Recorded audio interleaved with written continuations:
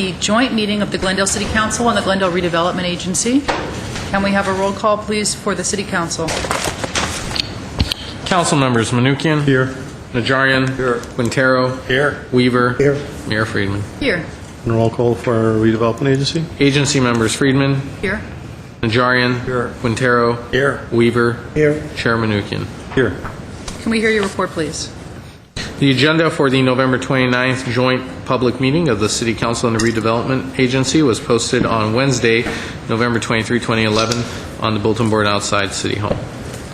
Before you, in this joint public meeting, there's 3 items. The first one is a public hearing, Director of Community Development, regarding proposed development project Lemley Lofts to be located at 111 East Wilson Avenue and 215 North Maryland Avenue. 1A is a council resolution conditionally approving the amended and restated disposition and development agreement and Health and Safety Code 33433 findings. B is agency resolution conditionally approving and amending and restated, amended and restated disposition and development agreement and Health and Safety Code 33433 findings. C is council motion approving combined state 1-2 design. D is a council motion approving creative signage. E is council motion approving a sign program. F is council motion approving a parking reduction permit. G is council motion approving instrument imposing covenants on real property. H is council resolution conditionally approving a First Amendment cooperation agreement conveying property from city to agency. I is agency resolution conditionally approving a First Amendment cooperation agreement conveying property from city to agency. That is all for item 1. Thank you. So item 1, who are we going to? We'll go to Mark Berry, Senior Project Manager. Mark. Mayor Friedman, Chairman Manukian, members of the council and agency.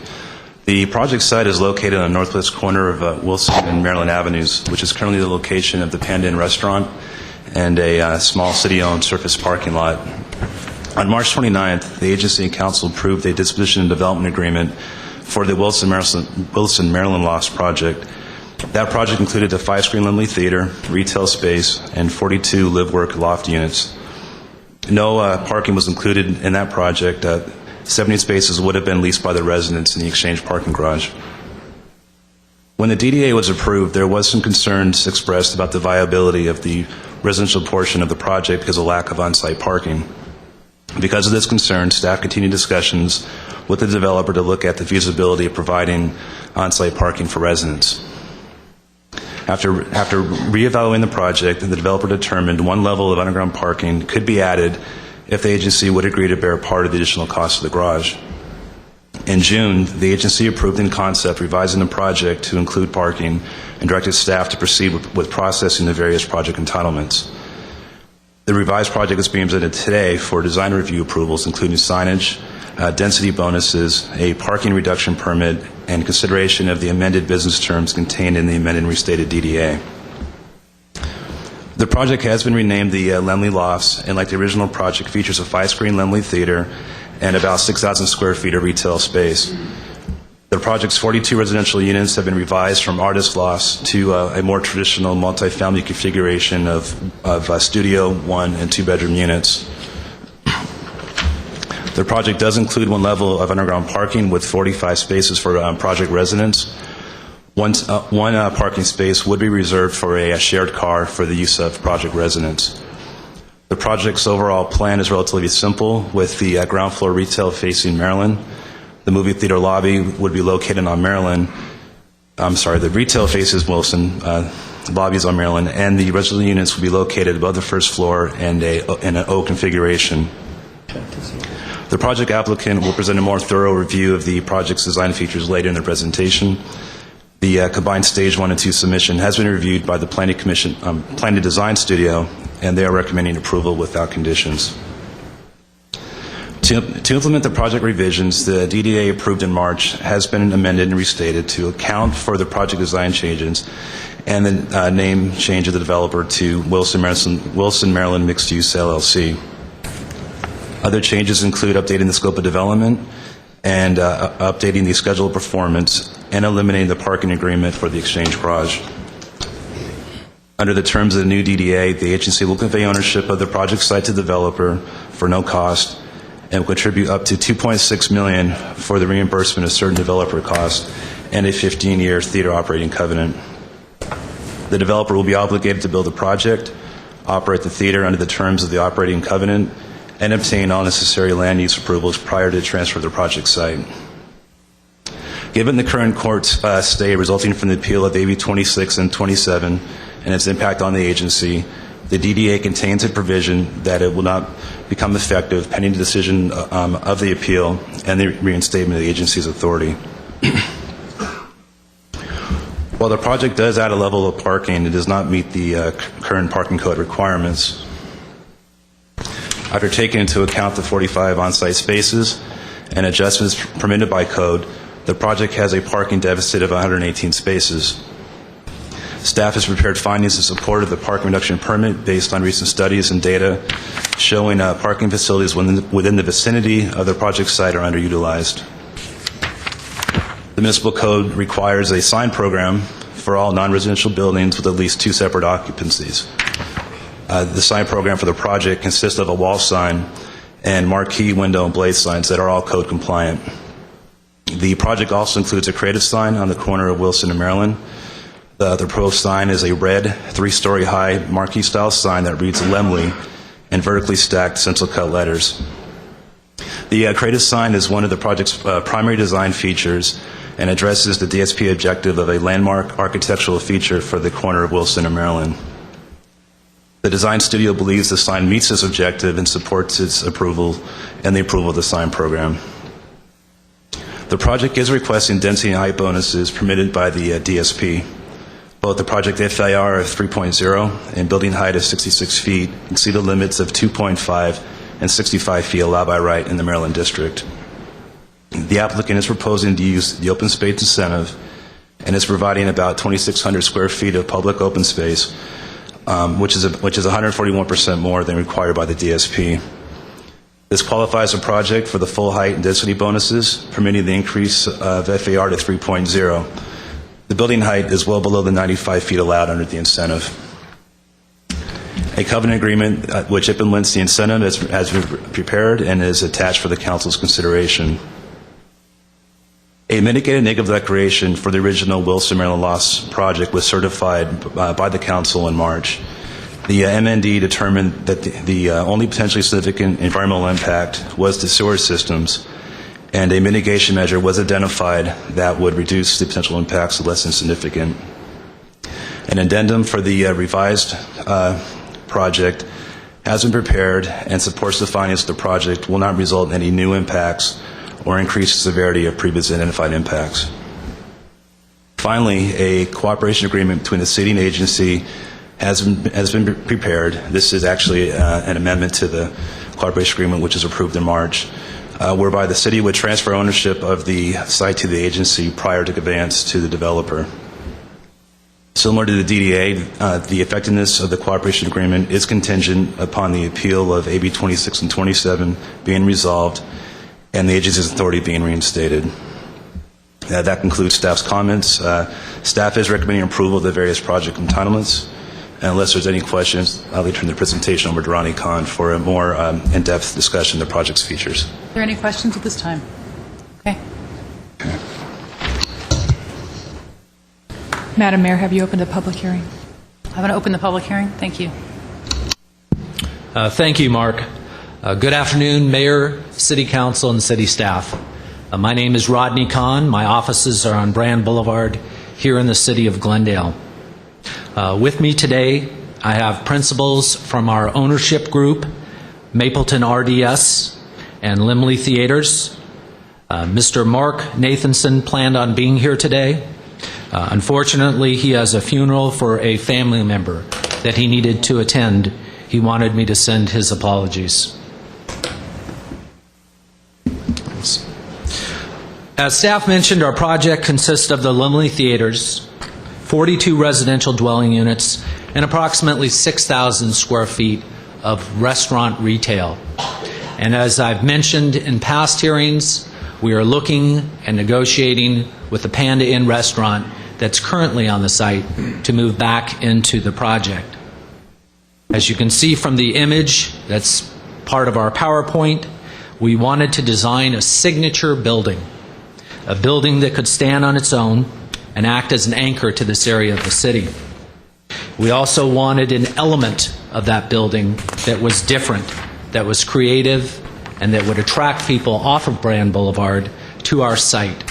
And that's what we think we've done with this iconic red Limley sign on the corner of Wilson and Maryland.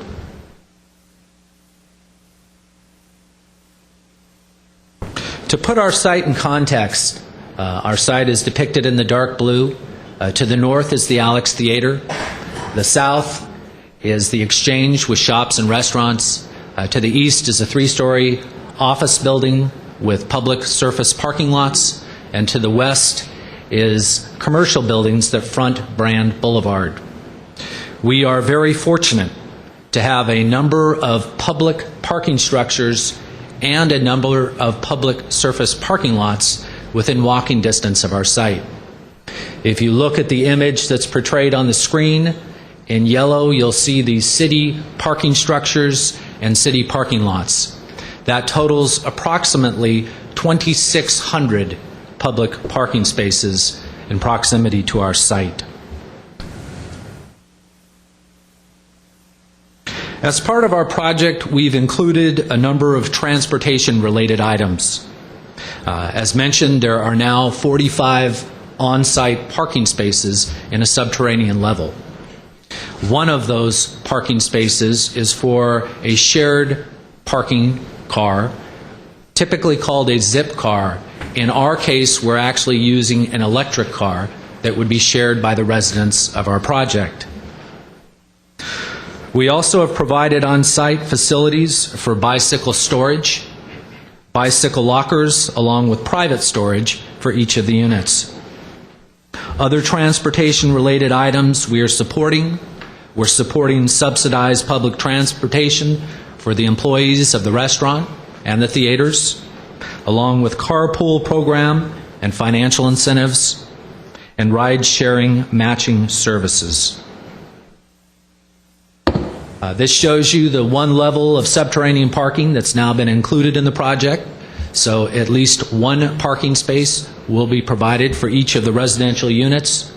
We also have the storage, bicycle storage, and the shared car parking, the electric car there as well. I'll conclude my remarks. If you have questions, I'll be happy to answer them. If not, I'll turn it over to Mr. Greg Lemley. Thank you very much. Are there any questions for Mr. Khan? Okay.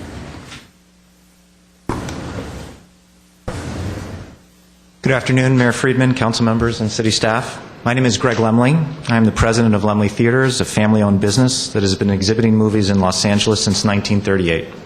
I'm proud to be here today to speak on behalf of the Lemley Lofts mixed-use project. It is an honor to be considered as an integral component of such an innovative project. I want to thank our partners at Mapleton RDS Investments, the other members of the project team, and the City of Glendale elected officials and staff who have contributed valuable ideas and input to the project. This is a truly unique development, and I believe it will be the envy of communities everywhere when completed. Over the past dozen years, Lemley Theaters has been involved with the development, construction, and operation of the Playhouse 7 in Pasadena, the Claremont 5 in Claremont, and the NoHo 7 in North Hollywood. These projects all share certain features in common with each other and with the project under your consideration today. First, these developments were all allowed to move ahead with shared use parking. The assumption was that movie patrons would use parking at times when it was not being used by office and retail users. And by and large, that has been the case. Experience has shown that our patrons are willing to walk the extra block to get to the theater. Not only does this allow for the most efficient use of existing parking resources, but it also provides opportunity for patrons to come into contact with neighboring businesses as they walk to and from the box office. This helps create a more authentic urban experience, which can include the option of patrons reaching the theater without driving as they walk, bike, and use public transportation. These projects were all built with size and scope designed to fit the needs of the community. As a recognized leader in exhibiting foreign films, American independent movies, and documentary features, we will absolutely present films that have heretofore been unavailable to the Glendale community. But we will also present the more intelligent films that Hollywood does produce from time to time, presenting them in an environment free of inappropriate trailers and texting teens. A Lemley Theater is a valued cultural amenity for communities. While homeowners often worry about traffic and noise when a commercial multiplex is built near them, proximity to a Laemmle Theater is often mentioned as a plus in real estate listings. The trend today with many movie exhibitors is to be restaurateurs and bartenders. They want to capture all the potential patron revenue within the theater complex. But at Laemmle Theaters, our focus is on the movies. So, while we will offer concession items at the Glendale 5, we are designing a theater that will complement, not compete with, existing businesses in the area. Restaurants situated near a Laemmle Theater generally see a significant increase in business as our patrons choose to have dinner before or after a movie. And cultural institutions like live theater venues and museums also value having a Laemmle Theater nearby. We have a great track record serving as a catalyst for neighborhood development, working with other businesses to create vibrant neighborhoods. We are hands-on operators. While I won't necessarily be at the door tearing tickets on Saturday night, I will be available to personally respond to concerns of the Glendale community. I answer my own phone and regularly speak to patrons who want to know when a certain film might come to their local Laemmle location. Try reaching the head film buyer or anyone else in a position of authority at one of our more corporate competitors. But beyond that, I also make myself available to local filmmakers who want to figure out how to get their film shown, and to community groups who are interested in using a theater for a fundraising or educational screening. We may not live in Glendale, but we will make every effort to be a valued member of the community. Thank you for the opportunity to speak on behalf of the Laemmle Lofts Project. I am turning the podium over to Jason Tollison of Serrano Development Group, but will happily return to answer any questions you may have.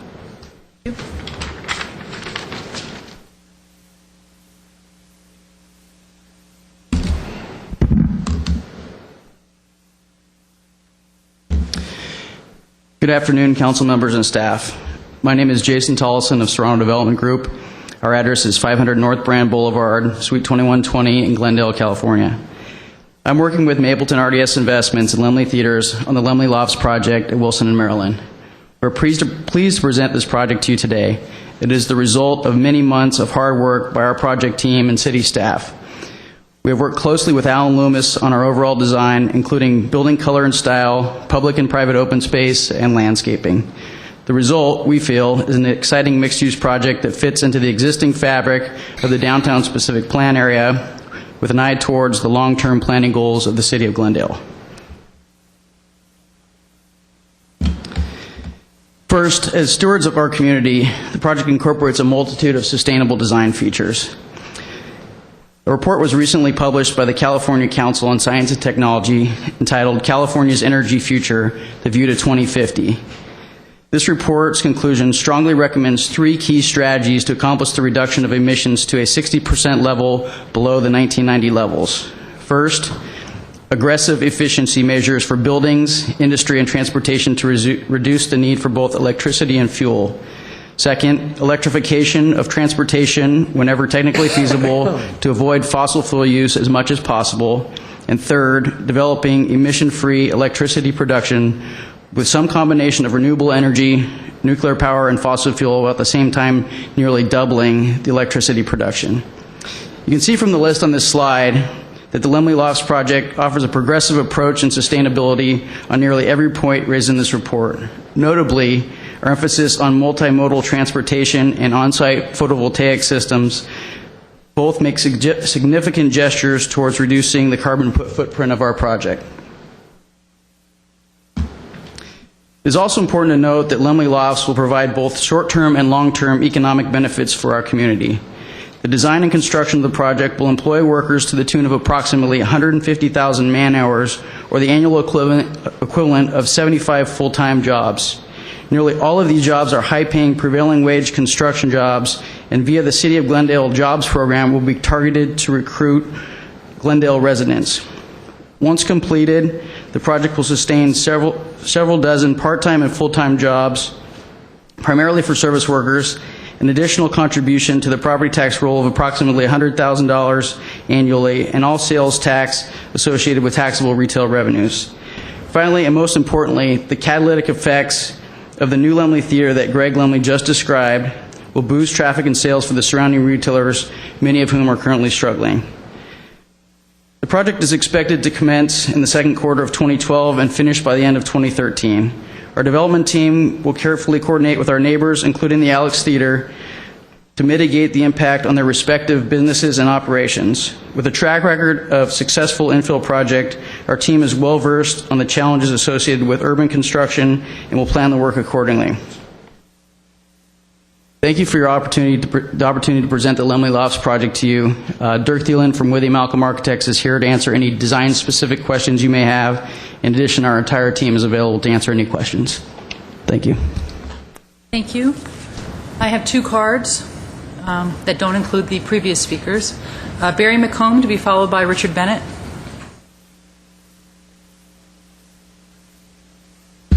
Good afternoon. I'm Barry McComb with Glendale Arts. As you're aware, we have the management agreement to operate the Alex Theater on behalf of the city.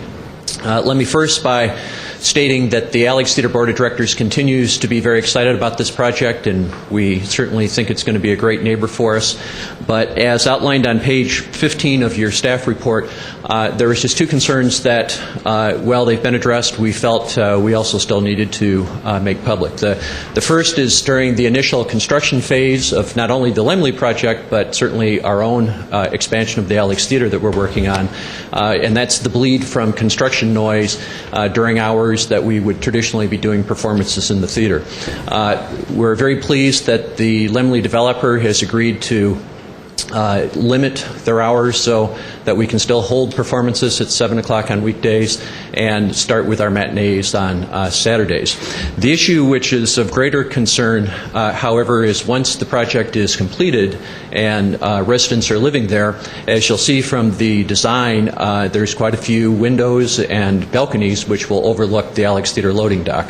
And our loading dock area can operate literally 24 hours a day. It's not unheard of for us to be loading shows out until the early morning hours and then turn around at 5 or 6 in the morning and start to load the next show back in.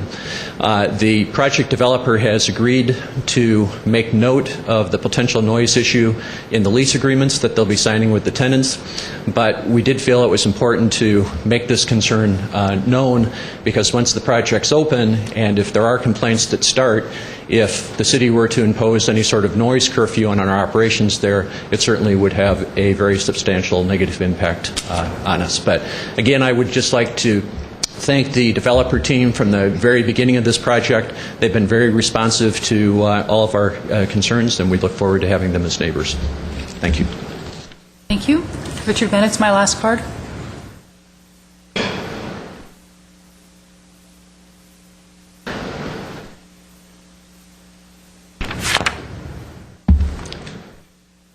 Good afternoon, Mayor Friedman and board members. My name is Richard Bennett. I am a longtime Glendale resident, and I am thrilled that the city has been able to convince Lemley to open a theater here. As a matter of fact, the last time I attended Lemley was Friday when I was able to see Margin Call. It was a terrific movie about the greed in Wall Street, and I expect it will probably win a couple Oscars.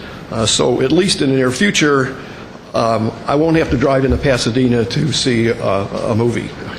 I'm a selective moviegoer, and that is, I have high expectations for any movie that I see. I expect that there are excellent acting, I expect there's great directing, thoughtful, intelligent screenplay, and good editing and cinematography. The majority of films that I see at the Lemley all meet that level of competence.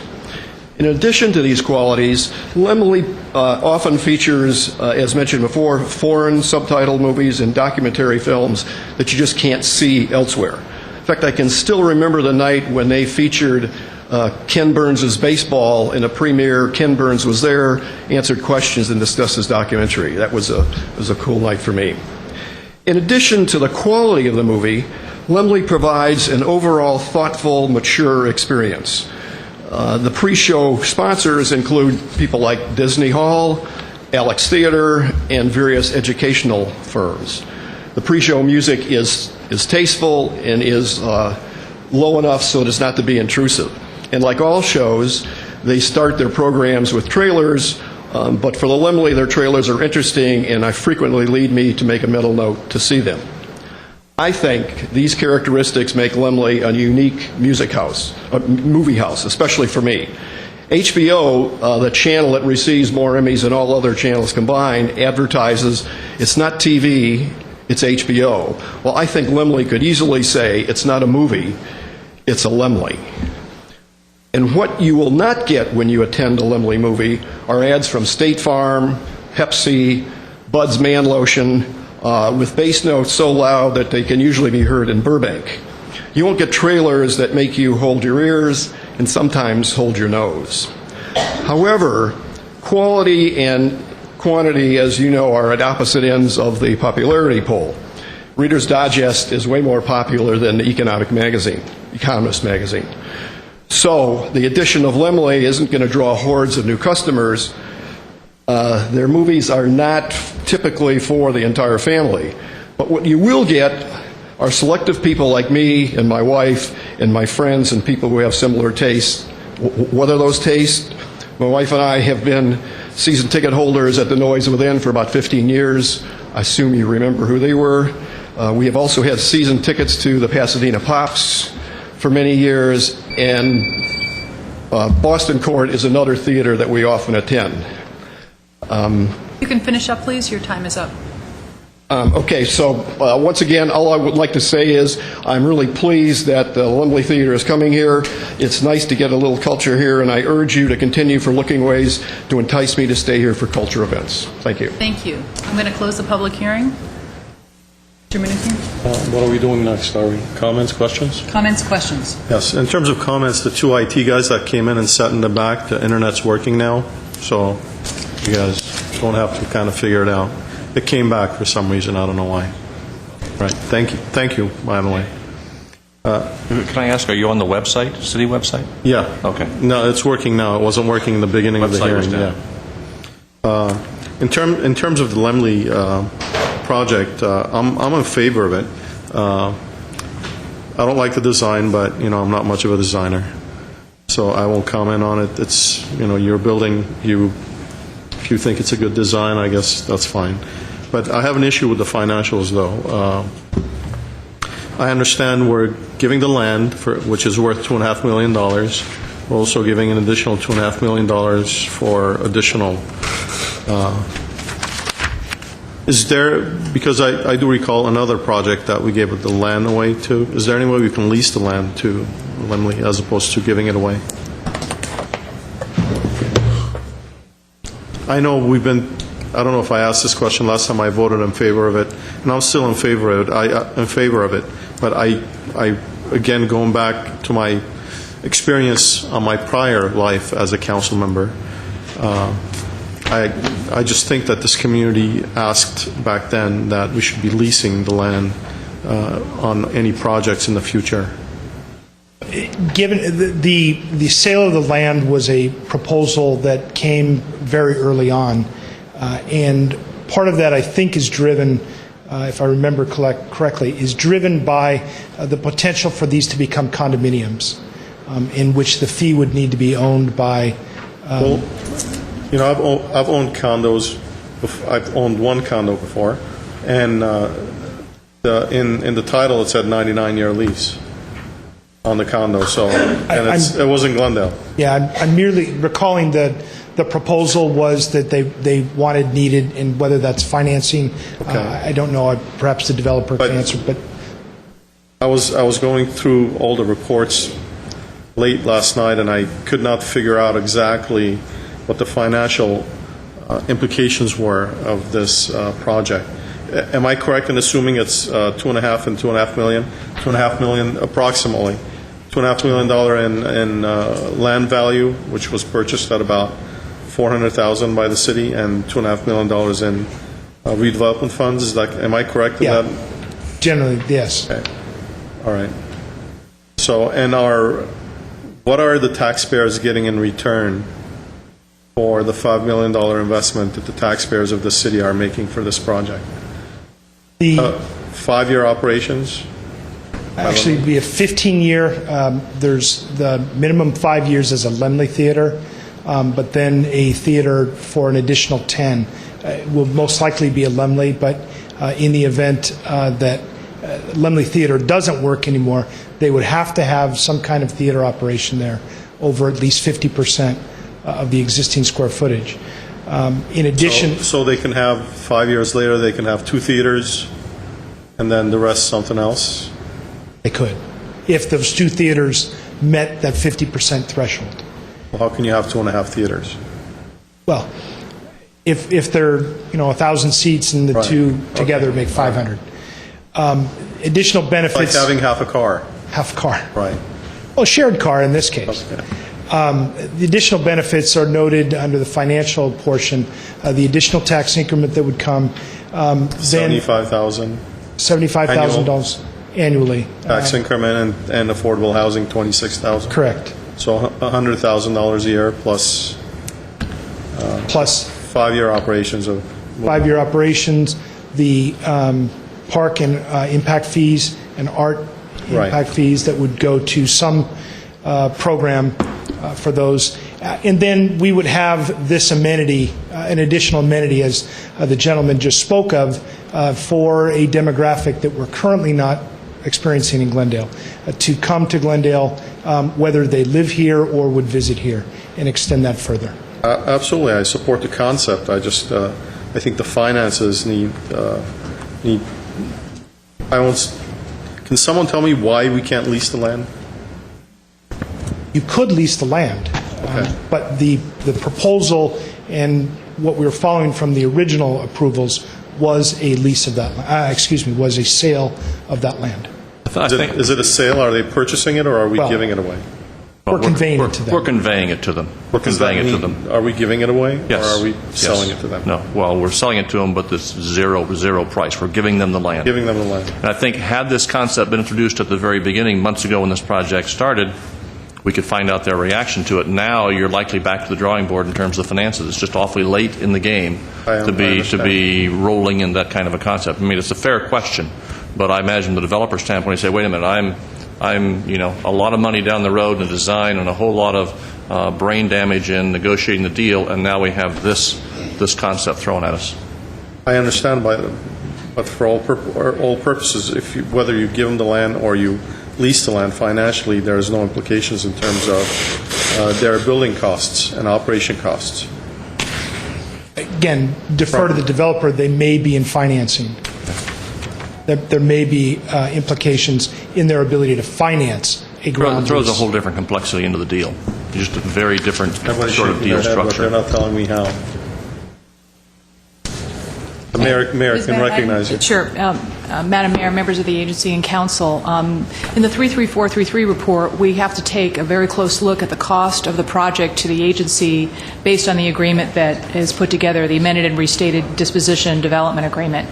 They prepare a project pro forma to determine whether or not that project can be built. Based on the development, soft and hard costs, everything that goes into developing the project as proposed with the theaters and the 42 units. And based on that development pro forma, our understanding, of course, the developer can provide additional information as necessary, is that the project as proposed and what the agency has sought in terms of the amount of theater space, the amount of commercial space, and number of units could not be developed without the land value being taken into consideration, and also additional improvements, which the agency will in fact retain an interest in to a certain degree, and that is vis-a-vis an easement. And so there is the land value component of it, and there are also additional certain developer costs that the agency will be contributing to. Those are evaluated in the 33433 report. And again, the purpose of that is to determine, is this project feasible? Will it pencil out? What level of agency assistance is necessary in order to yield a project of this type? And it has been our determination, based on the analysis in the 33433. Jim Raby of Kaiser Marston is here to discuss that in more level of detail if you're interested. It was our recommendation and determination that in order to obtain this project, based on that evaluation, a certain level of agency assistance was necessary. That included the land value and also additional assistance for certain developer costs. To give you some numbers, and I did just confer with Mr. Raby, in the lending market, it might cost you another 50 to 100 basis points which could translate anywhere between $500 to $1 million. That $500 to $1 million would put the project further underwater, and developer would most likely look to the agency to fund that. Leasing it as opposed to giving the land away? Correct. It will cost them that much, not the city. It'll cost the project. The project won't be able to support that.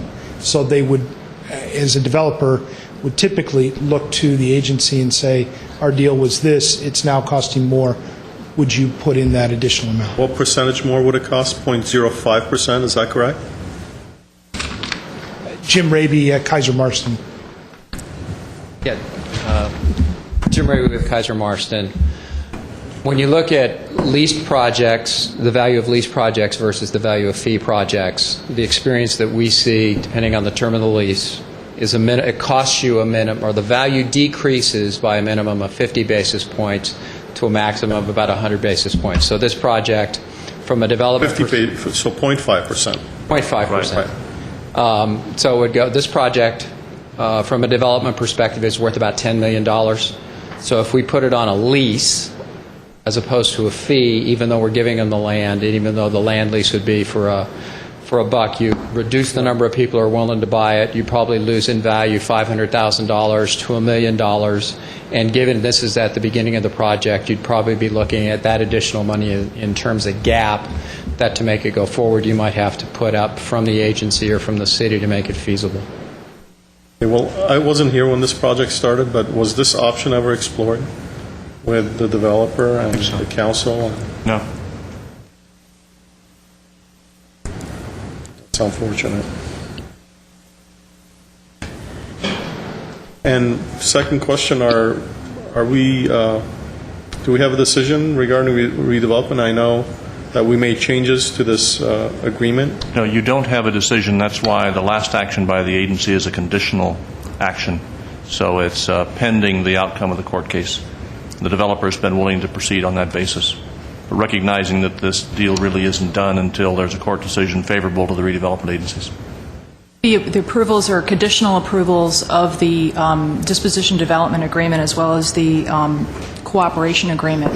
And there are specific language within these agreements, as well as in the approving documents, the motions and resolutions, that acknowledge the issue with AB 26 and 27, the pendency of the court case, the possibility that the outcome could either be positive or negative, and that if there is a positive outcome that allows this project to move forward, acknowledging that there needs to be a positive outcome that allows the project to move forward.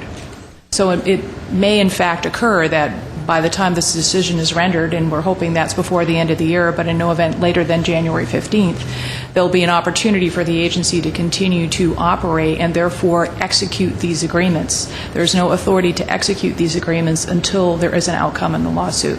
So this is conditionally approved. Okay. And the art fees, will they be paid, or are you going to put a picture in your building and say it's art fees? Paid? Can I have that in writing? Okay. I have a question on the redevelopment. So if the courts rule against us on both lawsuits, what would be the outcome for this project? What would we do next? The agency would not be able to execute the disposition and development agreement. There is, however, an underlying disposition and development agreement. They could move forward with, they could re-examine whether or not they could move forward with the original project. Yeah, we need to clarify. The court ruling against us could be in two different ways. The court could say that 26 and 27 are both valid. They're legitimate. They stand. In which case, the agency would still operate. This project would go forward as designed. They could rule in the redevelopment agency's favor, in which case this project would still go forward. There is a possibility that the court could rule that 27 is invalid and 26 is valid, which kind of takes us back to the governor's first proposal, which eliminates redevelopment, and that's the worst-case scenario. In that case, we'd have to look to some other avenue through the city to continue this project. Right, so I was asking about the worst-case scenario. That's the worst case. In the event that it goes in that direction, then, and maybe Mr. Lanzafame capable of answering the question, what what do we do next? I mean, I support this project. I want to see it come to fruition. So what... As Ms. Van Meiden started to say, we do have an underlying DDA, so there is a disposition development agreement that does not include the underground parking. Additionally, as Mr. Starbird said, we could look for ways as a city, as a charter city, to move forward with this project, giving our existing resources that would remain with the city. There is also, I would say, my guess is there will be action within the redevelopment community and legislators to figure out a way to continue the redevelopment program, in which case this project may fall into that and go forward. That we don't know about. Are you through with here? Carol? Okay, well, I do support the project. I think it's going to literally be the anchor for the exchange at this point. I was telling some of the other council members that a few Fridays at approximately 10:05, I drove through the exchange area, and it was pretty much empty. Restaurants, very little foot traffic. I think this project will change that drastically, not just the people that are living there, but the actual clients at Lemley. It's a wonderful theater, and I think it's exactly what the city of Glendale needs, and specifically what that neighborhood needs. I hope that the courts are with us on both of the cases, and I hope we can bring this to fruition. I think it's going to be a great addition to Glendale, both the concept that we've been working on for a long time, and that's downtown housing, right in the downtown. I think the demographics are going to be very positive on this particular rental, and perhaps eventually a condominium sale. So I do support the project. Thank you. I like the project. I like the concept of having a Lemley Theater at that location. As Mr. Quintero said, that corridor needs some jazzing up. I think this will definitely do it. Energize that area, as well as spill over into the Brand Boulevard corridor as well. And I like the design. It's fresh, and it pops as you go by, and I think that's I like this color scheme and iteration much better than one of the earlier ones that came before us, where it was a little bit darker in its hues and tones. So I like it, and again, I do hope the courts will permit us to continue operating our redevelopment agency, because this is what we do. This is where we'll be putting our investment back into the community to energize and continue smart growth. Thank you. Mr. Weaver, any comments? Yeah. As I have stated from day one, I will oppose this project because I said the area south of the Alex Theater had to be master planned. There's a difference between me and staff on whether that has been done or not. I do not believe it has. We're taking away the public parking that was there. Don Cuco's closed down, and one of the reasons they said is because they didn't have enough public parking close to the restaurant. Now it's even further away. Now maybe the Lemley people will walk and patronize all the restaurants there and offset that.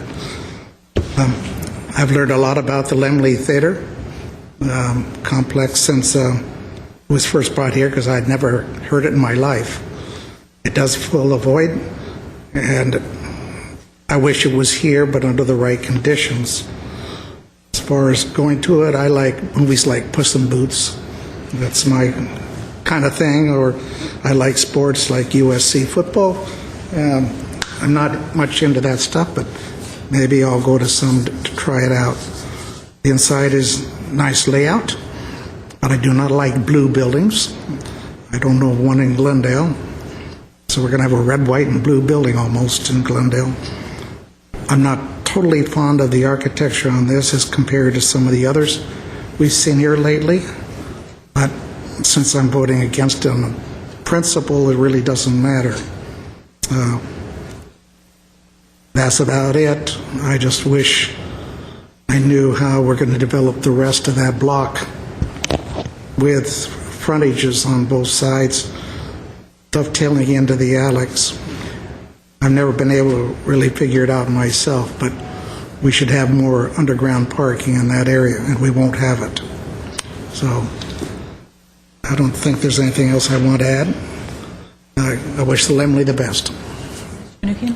Just curious, is the color, it looks black up there. I have navy blue and it looks royal blue over there, so I don't know. Is it a blue building? Yes. It is? What blue is it? Is it navy blue, royal? What I is think, it? Mr. Khan, do you have a material board or anything, a paint sample you can show? He brought a sample. It's not a bright blue, is my understanding. Right. Very It looks, on my computer, it looks like navy blue. You can There's throw it at us there's from another over blue. there. That's UCLA colors. What color are we putting? What color are we putting in? Okay, so none of these colors do it justice. Almost How would you looks describe it, Mr. Minuchin? Teal. teal. Looks almost black. It's very dark. Okay, I'll give my comments. I think that this project is going to be a huge shot in the arm for Upper Brand, for the restaurants, for the retailers, for bodies on the street, for all the type of activities that we want to have. It's also a cultural boost for the city because of the type of product that they offer. I have gone to Pasadena many times to the Lemley Theater, and I've always wanted to go to the Lemley Theater in Glendale instead. So I'm very happy to see this coming. And I must say the Pasadena location has no parking at all, and it doesn't stop their theaters from being filled most of the time. And it also gives people an opportunity to walk past those restaurants. And I myself have tried new restaurants in Pasadena because I've walked past them on my way to the Lemley. There's a lot of parking around there. The Mann Theater is probably not going to be a movie theater again because it's obsolete, and there's a lot of parking that was dedicated to that theater that patrons of this smaller theater can now use. In terms of, I just wanted to make a little sidebar comment about something one of my colleagues said about restaurants and parking. A restaurant might say they failed because of parking, but that's usually not the reason a restaurant fails. You could certainly point to a lot of restaurants in Glendale that have ample parking that's empty, and a lot of restaurants that have no parking that are full. So I don't think that that's what makes a restaurant succeed or fail in this city. I've not seen any evidence of that whatsoever. But I think this is going to be a great project. The design is fresh. It's certainly not for everyone, but we want to be building things that are interesting and innovative as well as things that are safe. So I think that this one is an innovative design that's going to hit a chord with a lot of people. And the blue picks up the blue that's on the First Federal Bank building, one of our historic structures on Brand Boulevard, just up the block. So I think it was a very conscious reference to a very treasured building in the city, and one that uses those colors in a very nice way to draw a sort of an analogy from Brand now to Maryland to draw people's eye and to sort of connect them in people's minds. I thank the developers for working with us. We've put them through a lot of permutations along the way, through a lot of different designs and a lot of different sort of city demands. And I hope that we have redevelopment in whatever form we can have it to help this project go forward, because I do think that in terms of economic development and helping our existing businesses in North Brand, it's a very, very important project. With that, with someone... Mr. Garcia, what do I need to move? Start with 1A? Council? Yeah, the council items would need to be taken together, and then the agency items. All right, so... The council motions be taken all at once? Yes. So that would be 1A, 1C, D, E, F, G, H. Move. Okay, we have a second? Second. Okay, roll call, please. Council members Minuchin.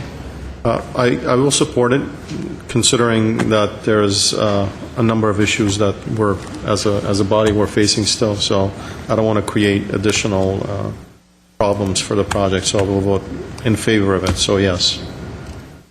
Najarian. Yes. Quintero. Yes. Weaver. No. Mayor Friedman. Yes. I will move 1E and 1I for the agency. So motion and second, roll call for the agency, please. Agency members Friedman. Yes. Najarian? Yes. Quintero? Yes. Weaver? No. Chair Manukian? Yes. Thank you. Congratulations. Good luck. Good luck with the court decision in January. Okay. On to our next project.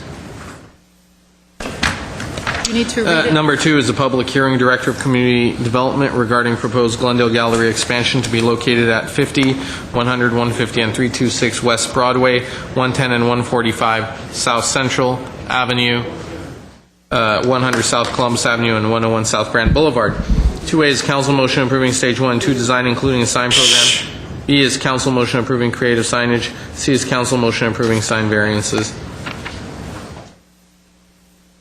Thank you. Hey, Mr. Kiesel. Good afternoon, Mayor Friedman, Chair Manukian, and members of the Council and Redevelopment Agency. My name is Roger Kiesel. I'm a planner in the Planning Division here. General Growth Properties is proposing to renovate, rejuvenate, and rebrand their Glendale Galleria shopping mall in downtown Glendale. The project includes interior improvements to the mall, which don't require any discretionary permits. They're also proposing exterior improvements to the mall, as well as new signs throughout the entire property. Exterior facade improvements most notably include enhancements to the Central Avenue Plaza, which will include a grand entryway, outdoor seating, upgraded landscaping, and a proposed creative sign. The Central Avenue Bridge is proposed to be resheathed in a stained metal panel finish. And then also a new street level entrance is proposed on the east side of Central Avenue, leading to the mall's second floor and the future Bloomingdale's department store. The sign program includes various sign types throughout the property, and the sign program complies with the design review criteria contained in the zoning code. One creative sign is proposed as part of the sign program, and again, it's within the Central Avenue Plaza area. And this proposed creative sign complies with the design review criteria for creative signs contained in the zoning code.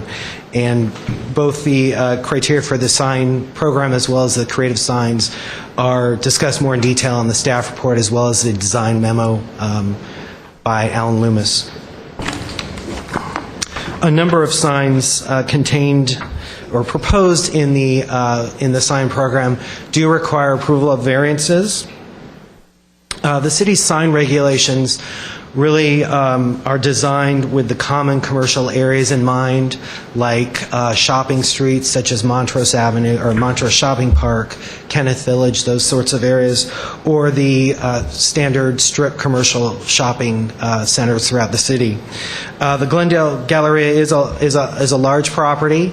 It has many street frontages, and on those street frontages are long and high building facades.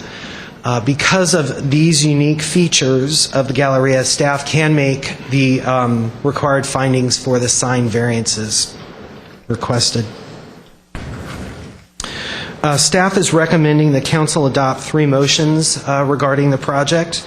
The first is to adopt a motion approving the combined Stage 1 and Stage 2 design and sign program submission. And I've got a couple of housekeeping issues on this motion. The staff report that you all received identified the combined Stage 1, Stage 2 design submission as a separate motion from the sign program. So there were 2 separate ones listed on the staff report. We've actually combined them into one motion. That was a housekeeping item. The second are there were 9 conditions contained in the motion that you all received. Staff is recommending 2 changes to the conditions, and the revised motion was put before you just right before the meeting, and I'd like to just quickly go over them. Condition number 6 has to do with bicycle locker facilities.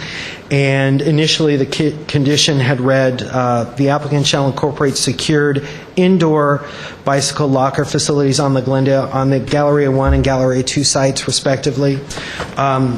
Staff is concerned that these lockers be secure to attract employees of the center. They don't necessarily need to be indoor. We would encourage them to be, somewhat weather protected. So we would suggest striking the word indoor and adding the words weather protected, so that the facilities can be located in various areas on the Galleria site. So that was a suggested change to condition 6.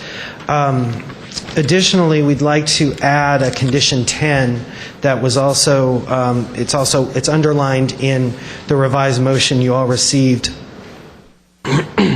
As you may recall, in March of 2010, you all approved an advertising signage overlay zone within the zoning code.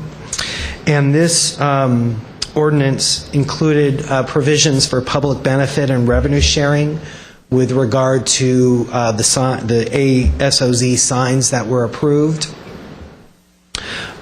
This was briefly discussed in the staff report, but the condition that that staff is recommending, including in the motion, was inadvertently omitted from the motion. So we'd like to include the following language as condition 10.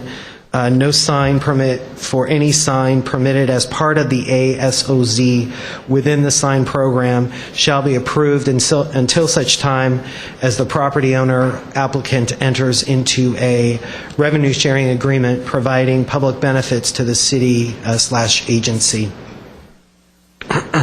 Upon submission of such agreement, staff will bring forward the agreement terms for council agency consideration and approval. So staff is recommending that be included in the revised motion. In addition, staff is recommending the council adopt 2 additional motions regarding the project. The first is to a motion approving the creative sign, and then the second a motion approving the sign variances. So that concludes my presentation. If you have any questions, I'd be happy to answer them. Otherwise, the development team is here to go into the project further. Any questions at this point? Okay. Madam Mayor, if you could open the public hearing. Okay, I'm going to open the public hearing, and I have some cards. Who wants to present first? Okay, come on up. Good afternoon, Mayor, council members, staff. I'm Dave Cuthill. I'm the Vice President of Development for the West Region for General Growth. My office is located at 100 West Broadway here in the city of Glendale, Suite 700. I first want to also quickly introduce my team that's here. Martin Vatra is a Senior Director of Development for General Growth Properties. Jamie Rusin is a partner with the architectural firm of ELS, and Martin Schwartz is a partner with the design firm of RSM. And so you'll hear from them shortly. Just real quickly on an overview of the Glendale Galleria. Since it initially opened in 1976, the Glendale Galleria has been one of the strongest performing malls in all of Southern California. It acts as a true anchor along with the Americana for the retail district in downtown Glendale. The mall was expanded in 1983 to add the G2 wing. There were minor renovations to the mall in 1997.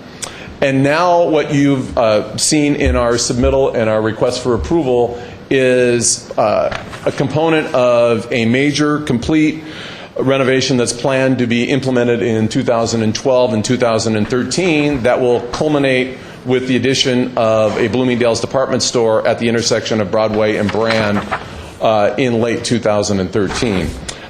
Bloomingdale's, at this point, I do want to stress, is not part of the approval request that's in front of you today. So that will come at a subsequent date. And also, you'll notice in the packages you have, there are references of TBD anchor in that location at Brand and Broadway. We did that because we submitted on November 2nd and weren't able to announce the Bloomingdale's addition until November 8th. And so if we were to submit the package now, it would specifically identify Bloomingdale's in the package. Without further ado, I'm going to turn over the podium to Jamie Rusin to help him articulate the great vision and design for the renovation of Glendale Galleria. Thank you. Thank you, Dave. Good afternoon, Mayor, Council, and agency members. As Dave said, I'm Jamie Rusin with ELS Architecture and Urban Design. We are the executive architect for the project, and we're one of several design professionals assisting General Growth in the redesign of the Galleria. I'd like to take just a moment and give a special thanks to Mark Berry, Alan Loomis, and Roger Kiesel, who've done really a fabulous job working with us on the project, and I think done a really thorough, detailed, and good staff report and conditions of approval. And I would agree with Dave in their staff report that an awful lot has changed in Glendale and in downtown Glendale since the Galleria first opened. We're particularly excited to not only modernize and upgrade the Galleria as essentially it stands today, but more importantly, perhaps, better connect the Galleria to the retail and mixed-use district that has evolved around it. Coincidentally, in the 1980s, ELS participated with the agency in developing some of the initial design standards and urban design strategies for both Brand Avenue and Maryland Avenue. So we have a special long-term view of Glendale and really do sincerely appreciate everything that's happened here between then and now, and including the project that you all just approved previously, I think. I'll start here with a visual reminder of what Glendale Galleria looks like today. This is the Central Avenue entry. Originally, that was really the back door. It didn't really open to a lot across the street. Today, it is literally, I think, the front door of the project, both physically and in the people's mind's eye. In fact, this is now the busiest pedestrian crossing between Glendale Galleria and the Americana in the city of Glendale. In recognition of that new status of this being the front door, we are proposing a complete and full renovation of that plaza, which I will come back to in a little bit of detail in a moment or two. We are also completing a complete interior upgrade, new lighting, new finishes. Almost nothing will be left untouched except for the tenants. Together, the inside and the outside, I think, will be a remarkable repositioning and refreshing of the Galleria property. We started our consideration of the project really thinking about the customers and the tenants. And it really is a diverse and widespread situation with customers shopping anywhere from Penny's and Target to the upcoming, and we're very excited about this, the upcoming Bloomingdale's. We determined from our consideration that really a clean, modern, upscale aesthetic to the design would address both the very diverse and robust tenants and customer mix for the project. We next moved to looking at the logo and brand and identity, the message that the Galleria portrays to the outside world. Today, that message is a little garbled. There's actually several logos left over, from 80s, 90s, the last 10 years. They don't give a clear message. They're inconsistent. They're a little out of date. And we have proposed a completely new logo and identity package that we will physically employ throughout the project, and then through associated media such as shopping bags and websites, advertisements, and so forth. So this would be a very thorough rebranding, both physically of the mall and all its collateral and associated sort of manners. I would like to reflect on this site plan just a moment or two and really realize what has happened in downtown and look at Brand Avenue, the Americana, G1, the original piece of the mall, G2. Really it all just started with G1 here in the first place, and what has changed and grown around it really requires a very active response on our part with the refreshed design. As Dave mentioned, one thing I would really emphasize is that at the time of our submission and all the documents you have in front of you, we had to label the Mervyns to be determined anchor. And we're just really excited and pleased that Bloomingdale's has now announced that they're coming to the project. And I think that will be a very key part of connecting the Galleria out to Brand Boulevard, where Bloomingdale's does intend to have an active entry. Internally, one of the things that we talk and work on quite a bit in the project is connecting G1 and G2. It's our feeling that the first and second phases of the Galleria were never completely adequately tied together and working as a single whole, and that is one of the things we've endeavored to fix and improve. And then lastly on this slide, come back to the Central Avenue Plaza, which we feel very strongly will be a true center of the district, both physically, if you look at the map, but also in people's mind's eye. And that's really evidenced already by the fact that this crossing here between Americana and the Glendale Galleria is the busiest crosswalk in town.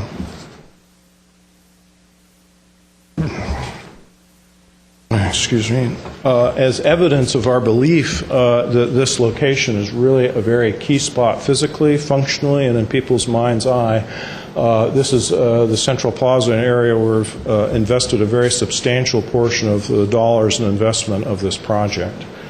I'll address functionally first. We're opening up the walls around the plaza, so instead of blank brick walls, there'll be openings into tenants with storefronts. We had to deal with the brick. That was a conversation we had. Today, it's sort of a single note. It's hard to make a song out of one material on a project this big. But brick in and of itself is a good material, and what we've elected to do is to introduce a number of very nice, high-quality materials around this entry to add a few more notes to the message, create a greater architectural impact, and we think a very refreshed look. And that includes black granite, white marble, stainless steel mesh, glass, very high-quality materials that we think will actually elevate the impression of the brick and sort of take something that was a given and really make something of it. We're also working extensively with landscape and water. We have 3 fountains, 2 on each side of the entry ramp, and then a large reflecting pool with our letters. I think that's a great amenity. It will create a pedestrian environment. It will create some sort of water, noise, and atmosphere that will improve this location on what is admittedly a very busy street. We have a signature row of palm trees along the sidewalk, which I think will be quite impressive. A number of those we're pulling out of the plaza. We're a little strapped for physical ground plane space, so we have a living vertical wall of plants, which I think is going to be really fabulous, even artistic in its look and its feel. The lighting is a very important component. We've tied the facade across with a number of lights worked into the brick pattern, and so there'll be a very dramatic transition from the daytime to the nighttime view. And then lastly on this slide, our Glendale Galleria sign, which I think is just going to be terrific. It's down at pedestrian level. It will engage people in a very direct way.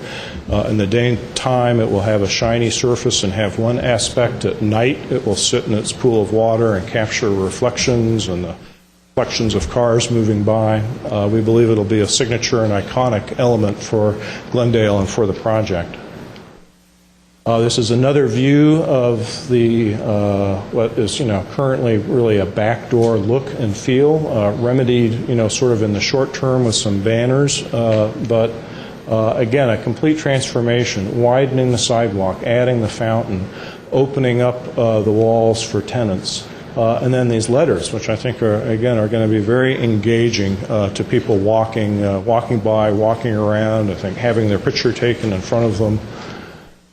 And then across the way from Americana. And again, one of our aims is to really start stitching the Galleria together with everything that's happened around it. And I think that this view and this crosswalk, which is right about here on the view, is really a very important heart and soul for your downtown. I'd like to come back quickly to our site plan and come back to the issue of connecting Phase 1 and Phase 2, which, as I said, I don't think was ever quite adequately fulfilled in the first place, also reflecting the surrounding development.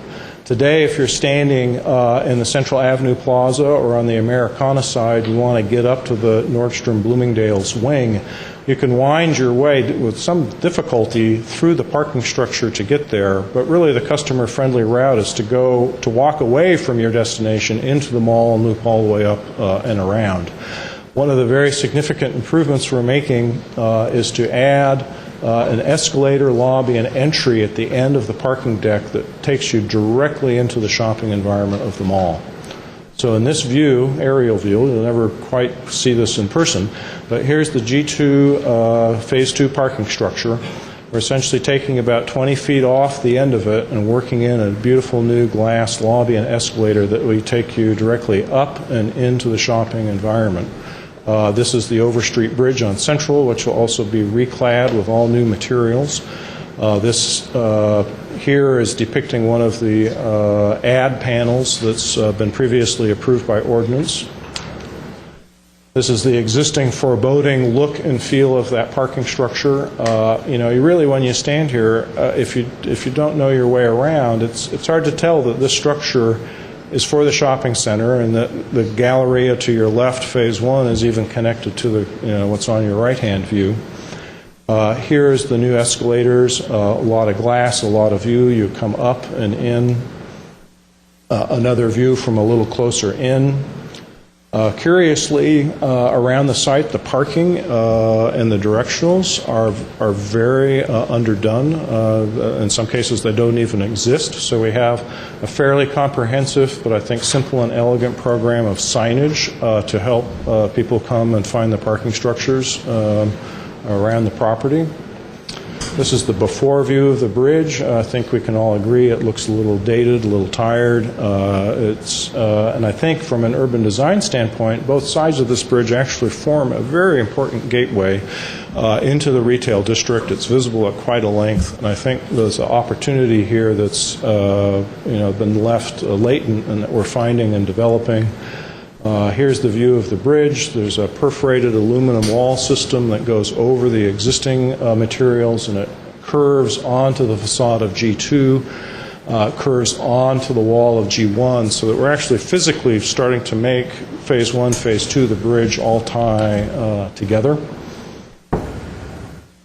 And then this is exciting. This is not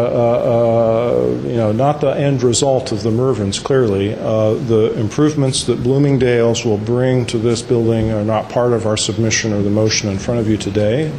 They will come back at a later date with their improvements. But what I can tell you is that they are taking the third floor and the second floor for their sales space, leaving the majority of the ground floor open for other tenants, particularly the corner here. So I think that is a good thing for the life of Broadway and brand. And then particularly important is the fact that they will have escalators and an entry from the Bloomingdale's store coming down to Brand Avenue, helping to activate brand and to make the connection back around to the Americana. Again, we're very, we're very excited to see what they come to us and to you with in terms of their facade improvements. To drill a little bit deeper down into the detail and to circuit around the perimeter of the site, it is, to me anyway, very curiously undersigned and under-identified. This is the existing entry to the mall through the office lobby today. It's really hard to connect this experience with the interior life of the mall. We are proposing to add signage for the mall, for the office building, for the parking, in addition to making provisions to put a retail tenant into this location. Curiously, again, today at Orange and Broadway, there is no signage whatsoever indicating that it's a major entry into the Phase 2 parking structure. We are proposing to remedy that with some simple signage. Likewise, on Brand Boulevard, there's a small alley entry next to the In-N-Out that is unsigned today. It took me a long time working on the project even to realize that this entry to the parking existed. So again, just some simple signage to call that out to help residents, visitors, and customers find their way around. On the west side, now this was the front door to the mall for a long time from the Phase 1 parking. Again, a little bit foreboding this dark hole in the dark brick wall. All across the west elevations, we're proposing to add materials that are the same and very sympathetic to what we're doing on Central Avenue. perforated metal that's lit from behind and in front. It will have a very interesting daytime and nighttime aspect. Black granite, new entries, new signage. There's the old department store entry here on the left, the food court entry here on the right, which again we would renovate in a similar manner to the Central Plaza. We have a little fun at the food court, introducing a sculptural sign that echoes the large letters on at the Central Avenue Plaza. And then going a little bit farther afield around the perimeter, we're replacing monument signs that are there today with much more consistent signage that reinforces the new brand and look identity of the project. The parking structures, the existing signage is across the top, the new signage across the bottom. Again, I think just establishing a consistent look and feel will do a lot both for the property itself and to tie the property into the surrounding retail district. Moving back up from the details back to the overall, again, we have systems of fonts, identity, colors, materials. The materials, again, we think are all sympathetic with the brick. Our aim with the design at the end of the day is to have the project appear as though this is how it was intended to be all along, but at the same time establish a brand new look and feel. And I think that we've done that, and that's in part through the use of these materials, the perforated metal, the woven mesh, marble, black granite.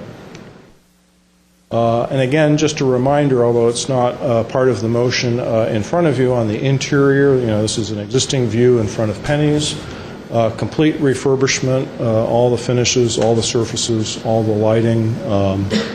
This is an existing view of the second phase. And again, completely refurbished. And in this view, we can now say that at the end of this view, this area right there is where you'll see Bloomingdale's. To come back, this is my concluding slide to let you know. Central Avenue, I think this plaza is of a particular high interest and value for all of us.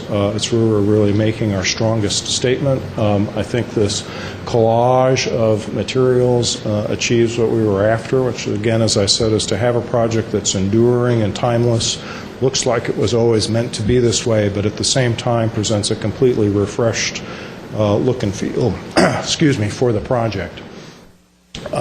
Before I conclude and ask if there's any questions, Roger did mention a couple of modifications that they've made already to the conditions. We got the conditions just last week, no complaint. We've all been working very hard and fast on the project. We do have one additional clarification that we'd like to make in the conditions. The intent in our submission material, which is there intact, was that for tenants with exterior doors and exterior active storefronts, either an entry or an active storefront, could have a wall sign. As written, the conditions limit that to tenants only with actual entries. So we'd like to clarify that condition to return to the intent of our submission. We've talked to Roger about it preliminarily, and at your discretion, I'm sure you could ask Roger for his input on that. He seemed in agreement with our point of view. That said, that's the end of my presentation and our presentation. I'd like to hand it back over to Dave very briefly. Okay, thank you. Thank you, Jamie. At this time, we just really like to say thank you one more time to the staff for their very hard work and very diligent and support, and thank the council members for their consideration, and we respectfully request you to vote in our favor today. And so we appreciate the opportunity and would welcome the opportunity to answer any questions that you might have. Thank you. Now, I do have two other cards, Martin Schwartz and Martin Vatra. Did you want to speak? We're just signing should be questions. Absolutely. Thank you. I'm going to close the public hearing and go to my colleagues. Are there any comments? Mr. Quintero. Yeah, an exciting Galleria, in addition to being a very profitable one for the city of Glendale, regional draw, but I think this is great. The central breakout, I think it's going to work real well. The escalator, I think it's a very good idea. And then finally, Bloomingdale's coming to the former Mervyn corner, I think is a big plus. And there will also be some retail along at street level there on Brand and Broadway. So I'm ready to make the motion after the comments are there any other over. comments? I like the design. I like the signage. I think it's overdue. I would have liked to have brought this up to speed at about the time the Americana was opening up. I understand there were some issues between the two neighbors. Now they're working together. It's great. They are one of our largest tax generators, and the more we can do to spruce it up, the better. It's a public hearing. Mr. Weaver? Yeah, it really lights it up, considering more people visit the Galleria than go to Disneyland in a year. Just ought to ensure that that continues. I like the opening up on Brand and Broadway for those people that haven't been around 50, 60 years. That used to be the Bank of America. And Security Pacific was diagonal from there.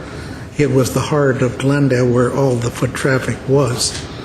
And when Bloomingdale's gets in and opens that up with some windows and retail on the first floor there, I think it'll help a lot. I would just ask that when you have Bloomingdale's done, that you come to the city first before you go to the press.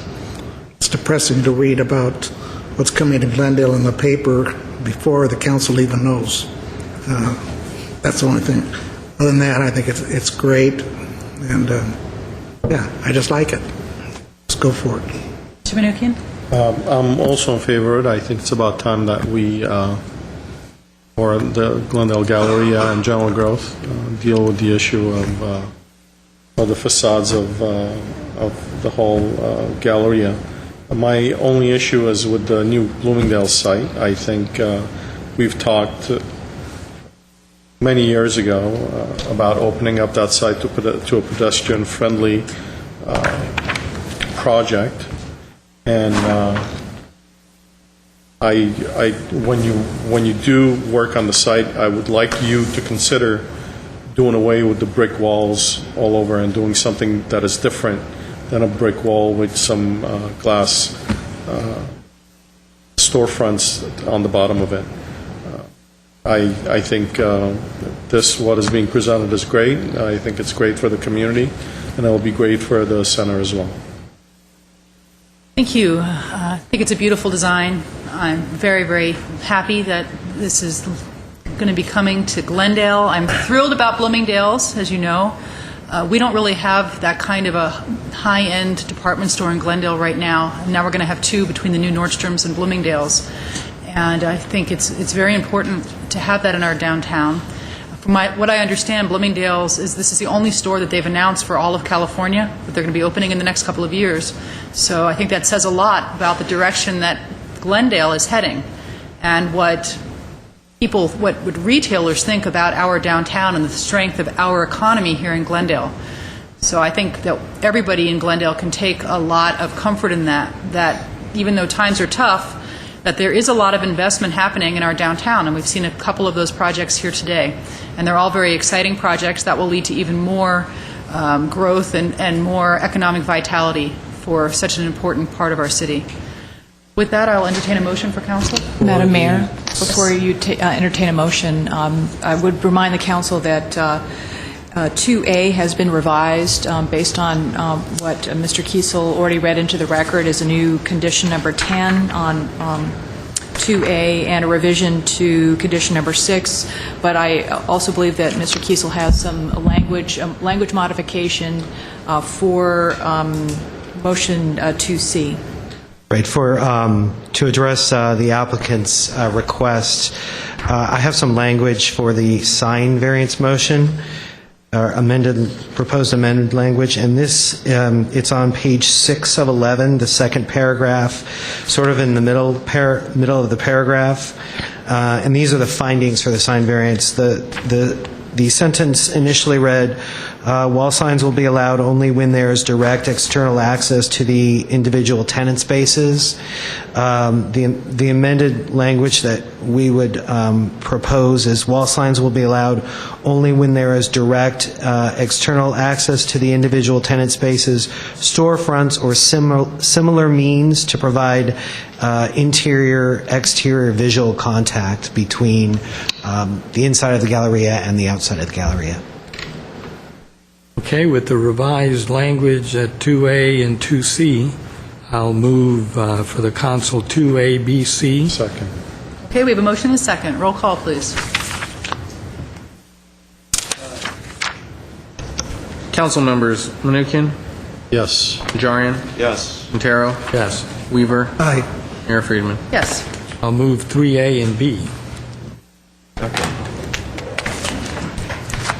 We need, what? Did you say 3A and B? That's a different, Did you read it into the record? No, I did not. That's the Branding issue. Oh, that's... Yeah, we haven't read it into the with record. you. I'm with you, Mr. Me, yeah, you're ready Quintero. to I'm move with it. Second. I'll go with you. All right, Yeah, no, we I haven't. take back that motion. Okay. 3, into the record. Director of Community Development regarding status of community branding. 3A is council motion approving community brand. 3B is council motion directing staff to implement the community brands. Okay, before Ms. Maxwell begins, let me just congratulate the people from the Glendale Galleria and thank you for your hard work and for bringing this vision to the city. Thank you. Thank you. Take a vote on two? Yeah, good. Okay, good. You voted. You seconded it. Did I? It's a long day. Long day.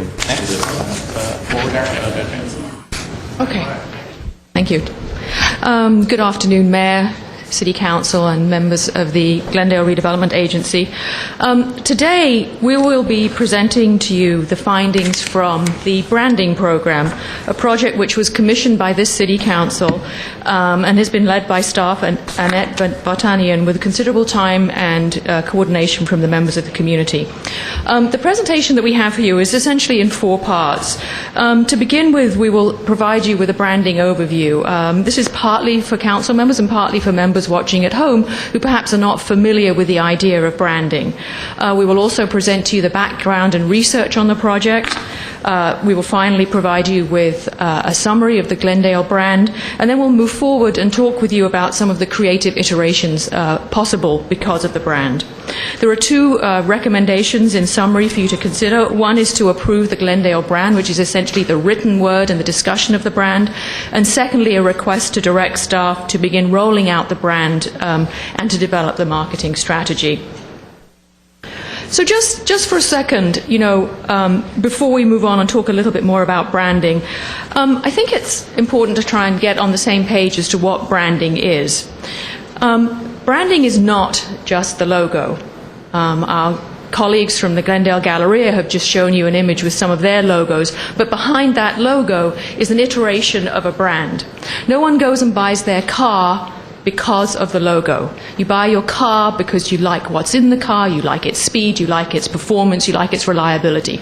And you come to associate the symbol of that car, the H for the Honda or the 3-4 circles for the Audi, you associate that symbol with what the car provides. So the logo is not the brand. The brand is the way that that service or that agency expresses itself to its customers, to its clients, or to its consumers. So this is what we're talking about when we're talking about developing a brand for the city of Glendale. We're talking about what it is that we wish to express to our community, what our community thinks of itself, and what we want to communicate to the outside world and have them understand so that we can attract them to our businesses and to our cities and obviously to use our services. All great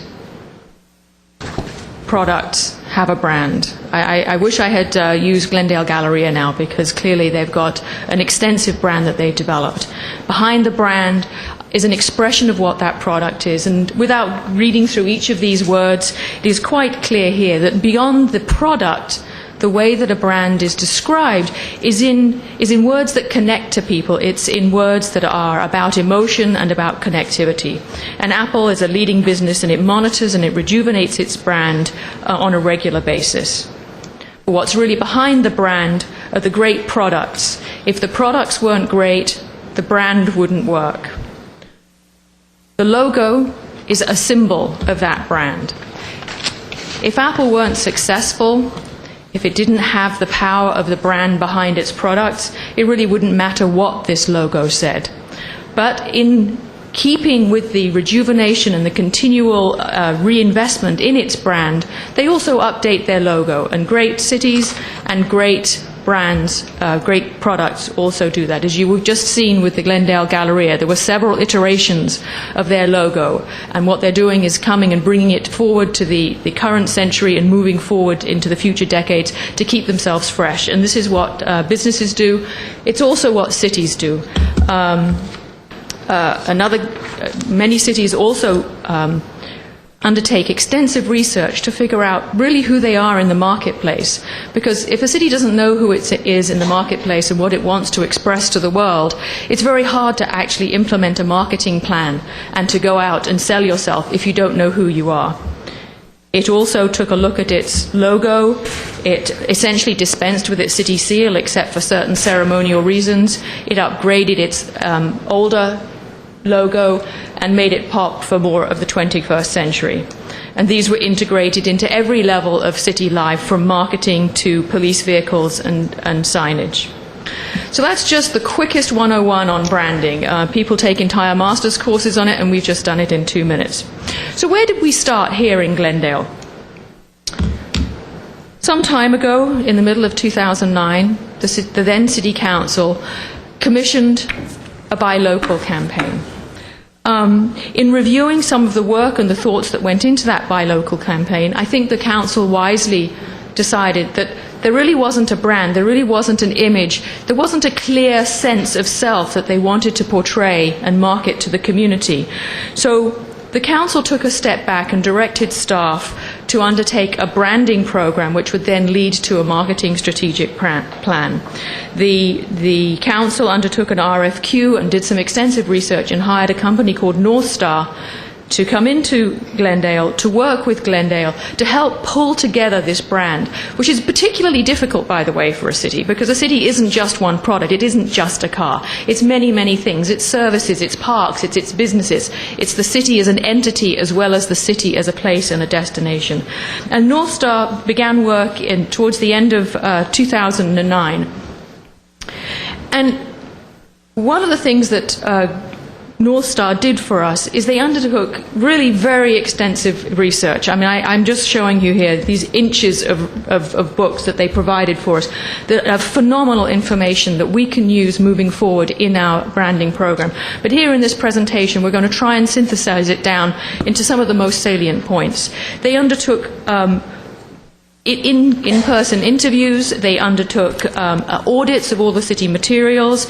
They had 60 one-on-one interviews. They met with community groups. They met with business groups. They met with employee groups. They met with city council.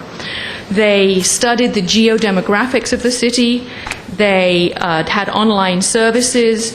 They did audits of competitor cities, and they undertook sort of consumer awareness to find out what people outside of Glendale understood of Glendale. All of this research, which is presented here in these 2 volumes, and we're happy to make them available to anybody who would like to read them, begins to get condensed into trying to articulate what the brand of Glendale is. So it's rather like a recipe. You have all these ingredients and you try and distill it down into the thing that you're actually going to prepare. So in summarizing some of the things they came up with,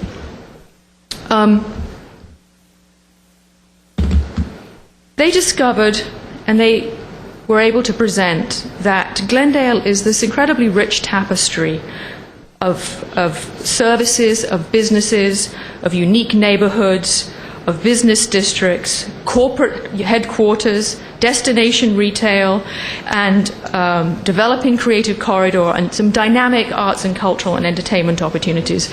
In the study, which not in your presentation here, outline many of the strengths and weaknesses and opportunities for Glendale.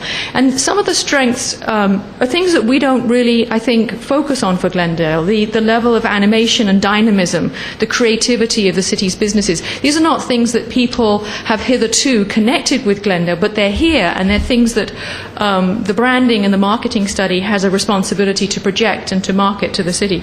I'd just like to read this one paragraph out from the study, because I think it summarizes quite well some of the things that about Glendale. The study says in its summary of insights, Glendale is a large, conveniently located community in Southern California that is home to dozens of unique neighborhoods and dynamic business districts.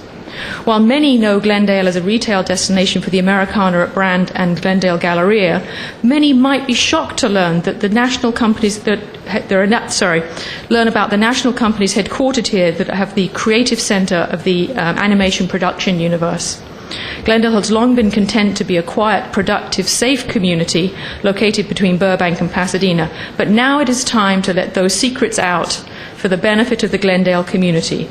The community has allowed others to define its identity or lack thereof, and now Glendale is taking steps to remedy that reputation. Much of what this research says is that yes, Glendale is safe, it has these wonderful neighborhoods, but it also has incredible dynamism, incredible animation and creativity, which is known when you dig deep and you get to know Glendale. It's not something that's been presented and marketed to the world. So, I'm sorry, I didn't move. I was going beyond my presentation there.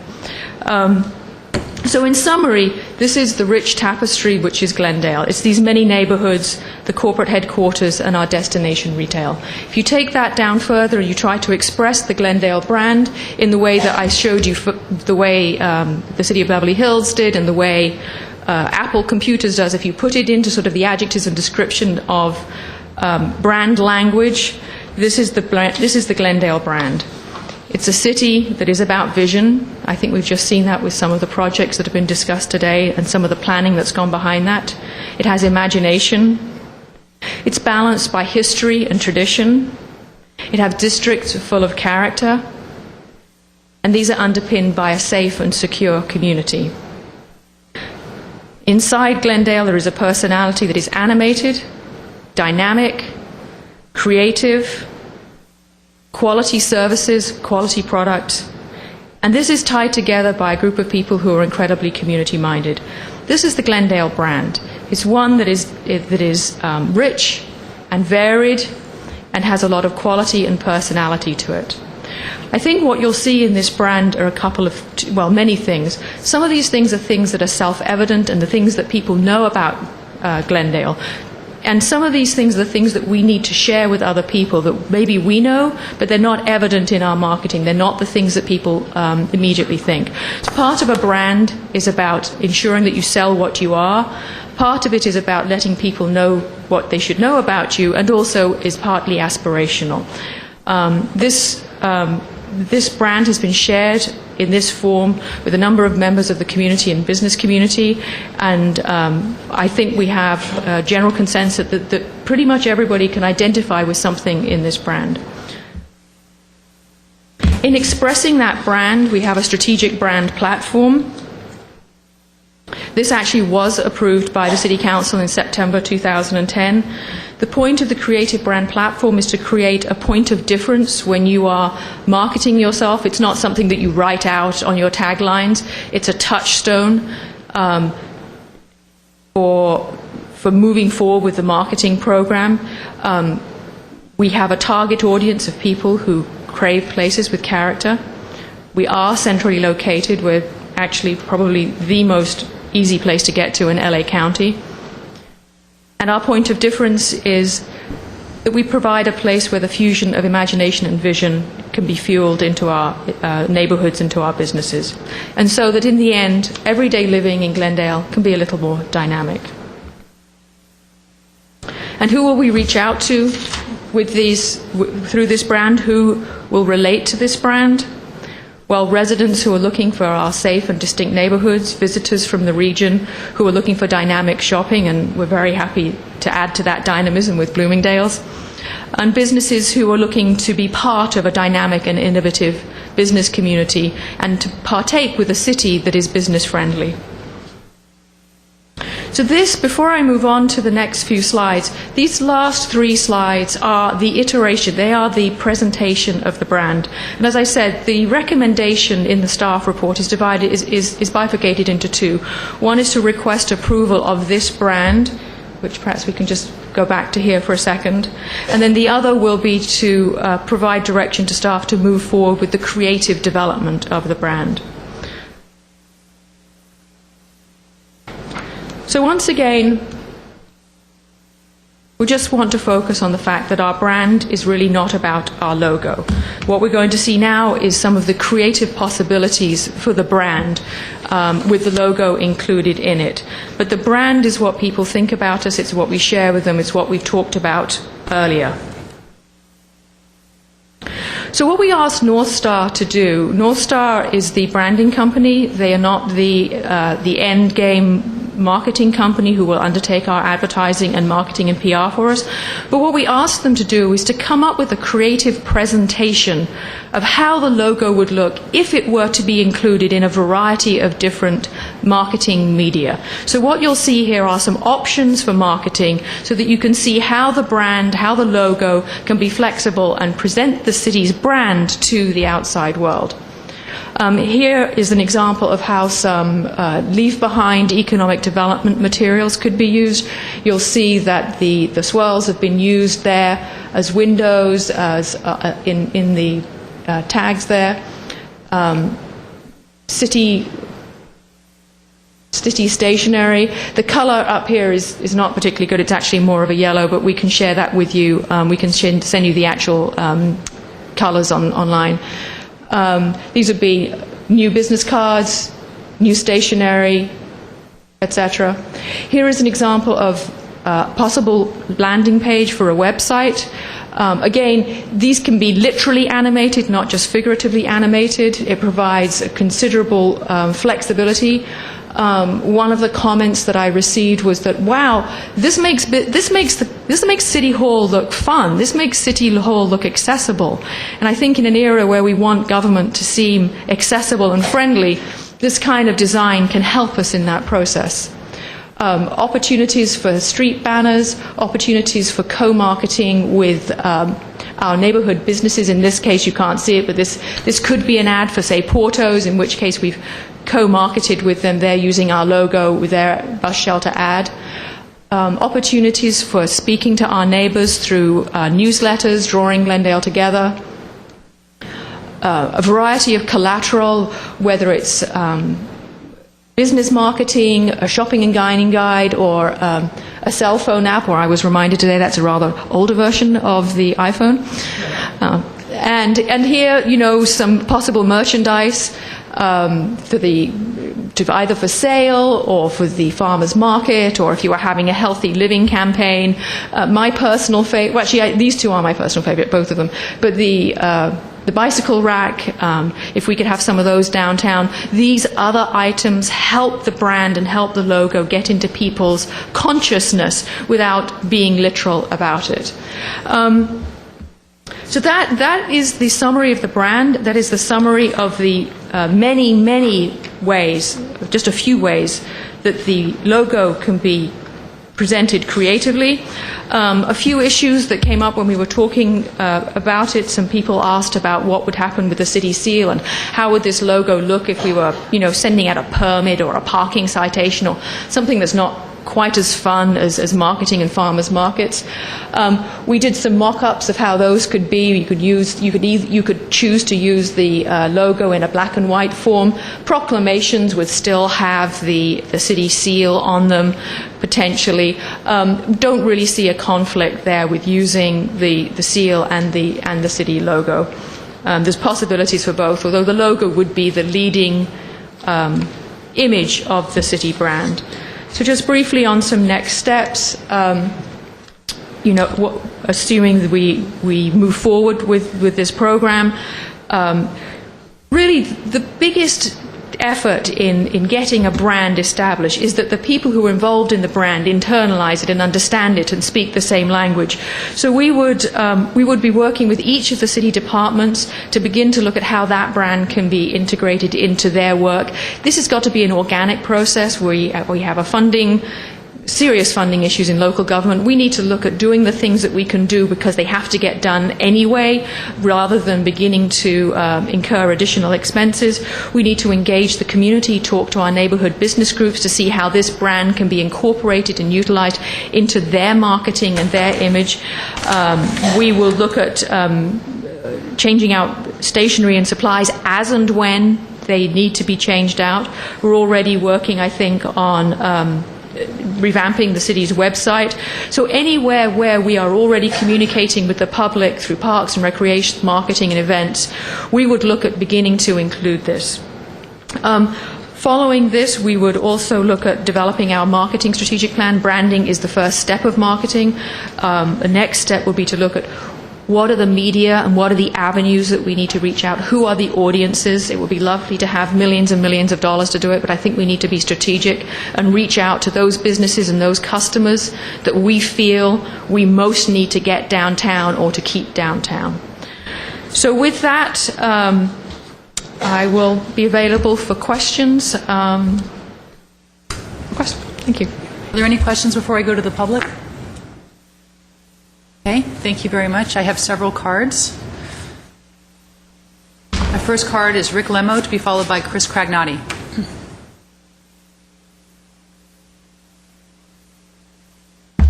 Good afternoon, Mayor, Council, staff. My name is Rick Lemo. I'm with the Americana at Brand and Crusoe affiliated. I also have some limited experience as the immediate past president of our Chamber of Commerce, current president of our Business Improvement District Steering Committee, board member at Glendale Arts, but I'm speaking on behalf of myself and our company, Crusoe Affiliated, today. Glendale is a great place for shopping and dining. One example of that is some of the new tenants that have decided to move here. Glendale is also a great place for corporate headquarters. Most recently, LegalZoom and other corporate headquarters are moving here. It's a great place for folks to spend their weekend, whether it be shopping or just enjoying the diversity and the tapestry has been used of our neighborhoods and diversity. However, it's also been, from our research, the great contradiction. If you come to Glendale or you grew up in Glendale, you know what it's about, you know what's enjoyable about it. But if you're in Pasadena or Arcadia or Burbank or Los Angeles or Sherman Oaks, it's, why are you in Glendale? Why would you go to Glendale? What is so good about Glendale? And you can talk to them, but our branding hasn't really existed. One of the first things we did when we came to town with the Americana is we did extensive marketing studies. And it's really amazing to see how many of the things that we heard with a small group were even built upon by the folks at North Star. We believe nothing's more important than a brand. We live it every day. We support it every day. The good news is Glendale's brand is great. It's the way we convey our brand that needs help. I believe that the package you have before you is excellent. Every member of city staff that has worked on this, from Hassan and Phil to Allison to Annette, have done a great job of not only guiding the process but drawing out our input. The process has been good, but it's very meaningful to business to act, and now is the time to act. It's been a long process. I've complained about it taking so long, but staff has done a very good job of convincing me that that period of time was necessary. So we urge you, as a key member of the business community, to support this plan and move forward. Now is definitely the time for City Council to be animated and support Glendale. Thank you. Thank you. Chris Cragnotti, to be followed by Mary Dawson. Good afternoon, Mayor Friedman, council, staff.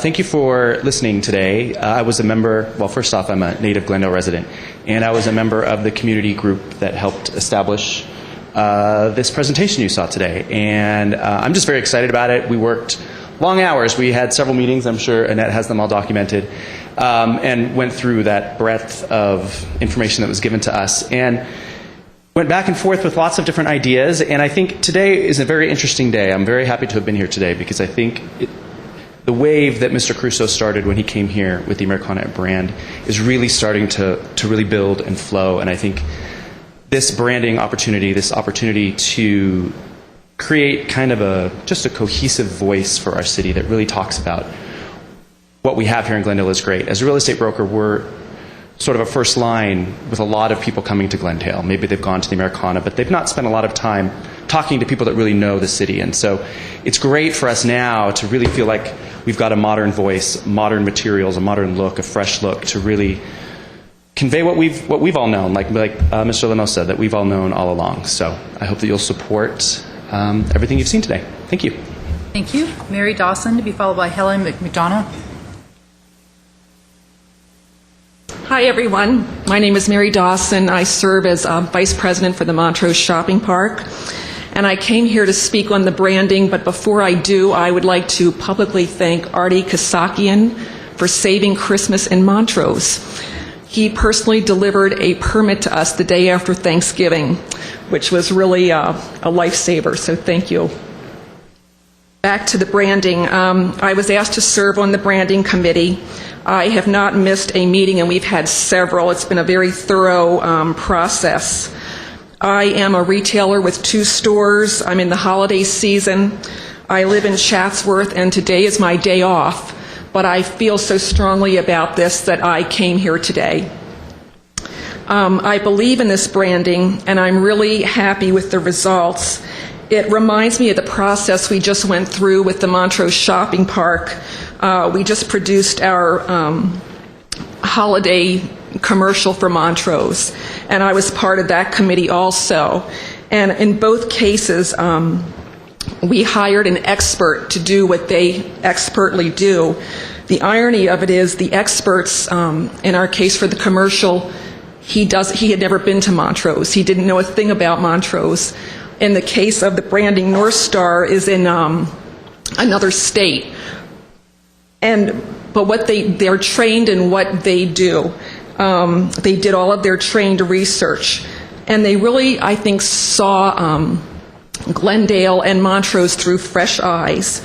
The result is portraying us in a fresh, up-to-date way. I like the branding because it describes us as animated. And I think that's such a good word. We're home to Disney, the Americana. Montrose is animated. We live where a lot of people would love to live, close to LA. And I think the logo portion of the branding is very flexible too. It can be fun, but it could also be serious if it has to. And I took it upon myself while sitting out there to design a format of it for Dave Weaver. And I don't know if you'll be able to see this, but it's Glendale, California, your council animated. And it would have the pictures of the council, Frank, Ara, Rafi, Dave, Mayor Laura, and the jewels of Glendale. So that's a possibility to think about. Thank you. Thank you. We don't often get arts demonstrations, so thank you for your bit of animation. Ellen McDonough, followed by Johnny Harrison. Artie, are you going to deliver all the permits personally from now on? I would have delivered it on Thanksgiving, but I had trouble moving after a large Thanksgiving meal. Good afternoon, Mayor, City Council and staff. My name is Helen McDonough. I'm the President of the Downtown Glendale Merchants Association and also the owner of Massage Envy Spa on Brand Boulevard. I'm here today to support the new branding initiative. I think, as Mr. Lemo said, the City of Glendale does lack some identity, and it's nice to see something new, something fun, something animated. to give consistency across the different business districts. I really do like the animated theme since we are the animation capital of the world. One thing I'd like to mention, this past weekend in the, I believe it was the LA Times travel section, there was an article about Pasadena, and it talked about some nearby communities. It did mention a business in Eagle Rock, and it said, you know, one of the things you could do in Glendale is visit Forest Lawn. So that's what's out there. People think of Glendale, they think of Forest Lawn. There's nothing animated about Forest Lawn. So I'm very excited about this new branding identity, and I look forward to Council supporting it. Thank you. Thank you. Johnny Harrison, to be followed by Kim Mulstein.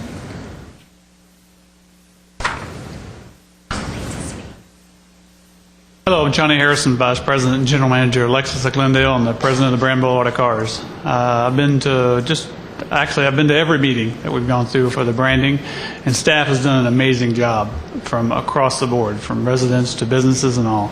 As you can tell, as you can hear everybody else prior to this talk about how fresh and exciting and inviting this brand campaign is. So for the Brand Boulevard of Cars, we support it 100%, and hopefully you will too. Thank you. Thank you. Kim Milstein, followed by Judy Kendall. Good afternoon, mayors, members of City Council, and staff. I appreciate the opportunity to weigh in, and I appreciated Allison's little 101 on branding. I think that was a very key point, that branding is more than just a logo, and that's what we're looking at today. A brand really implies a promise. And every organization, every business, every community has a brand, whether or not they know it. It's a matter of seizing that brand and leveraging it for what you need and what your community businesses need. At Glendale Adventist, my name is Kim Milstein. I'm the Vice President at Glendale Adventist. And about 5 years ago, as part of our campus redesign and expansion, we went through a branding process very similar to what the city has done with North Star.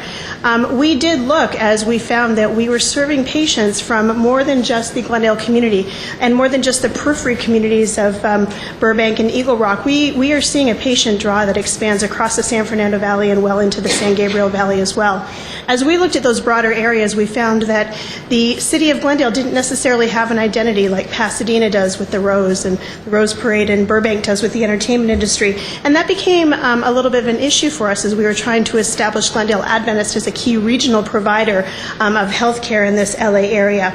I think that Council over the past decade and more has wisely chosen to invest in economic development, as you can see by expansions in several business districts, the Americana coming in, even the Laemmle Theater that we talked about today.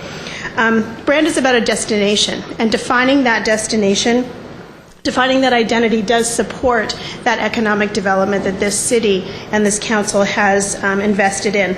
As a major business in this community, we support the adoption of a brand and the utilization of that to leverage Glendale as a destination, because it does benefit the entire business community. Thank you. Thank you. Judy Kendall, to be followed by Joe Tatizian.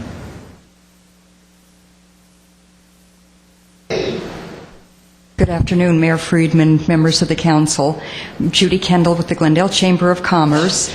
I'm here today in support of the community branding. However, I'm speaking as an individual, not for the Chamber of Commerce, because they haven't seen the brand yet or seen the plan. I'm speaking as someone who's been here for a number of years and has been involved in a number of panels and community groups that have looked at Glendale, looked at marketing plans for Glendale, and talked about branding for Glendale, and have complained about the fact that we have no identity. And I think city staff and North Star have done a fantastic job with this project, and I think we're also at the perfect time to come out with this and let people know about Glendale. From my position at the Chamber, I know all the wonderful things about Glendale. That's our purpose for being, is to promote this city and to let people know and let businesses know. But I think we're right at the right time to let others know outside of the community and let the world know about Glendale. So I'm here to encourage you to approve this and let staff move ahead with the implementation. Thank you. Thank you. Joe Tatizian, followed by Jeannie Brewer. And Jeannie Brewer is my last card. Good afternoon, Mayor, Council. My name is Joe Tetizian. I'm the General Manager of the Hilton in Glendale.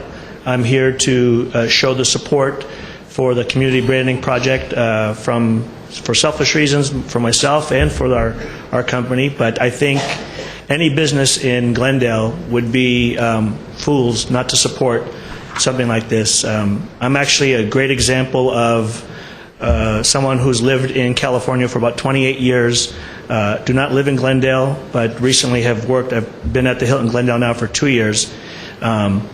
Extremely impressed with the city and have grown to really love it, and even considering moving here sometime in the near future. Being in Glendale and being in the hospitality industry, we do see a lot of people travel in and out, and it's kind of repetitive of always telling people that we're the best kept secret in California. We're that little town between Burbank and Pasadena. It kind of gets old repeating that over and over again. I think bringing attention to the city not only helps all small businesses in the city of Glendale, but it just gives the city an opportunity to shine and show everything it has to offer. Thank you. Thank you. Jeannie Brewer is my last card. Good afternoon, Mayor, City Council, staff. I'm Jeannie Brewer, Acura of Glendale, also President of the Chamber of Commerce this year, and I'm here to show my support for the new brand as well.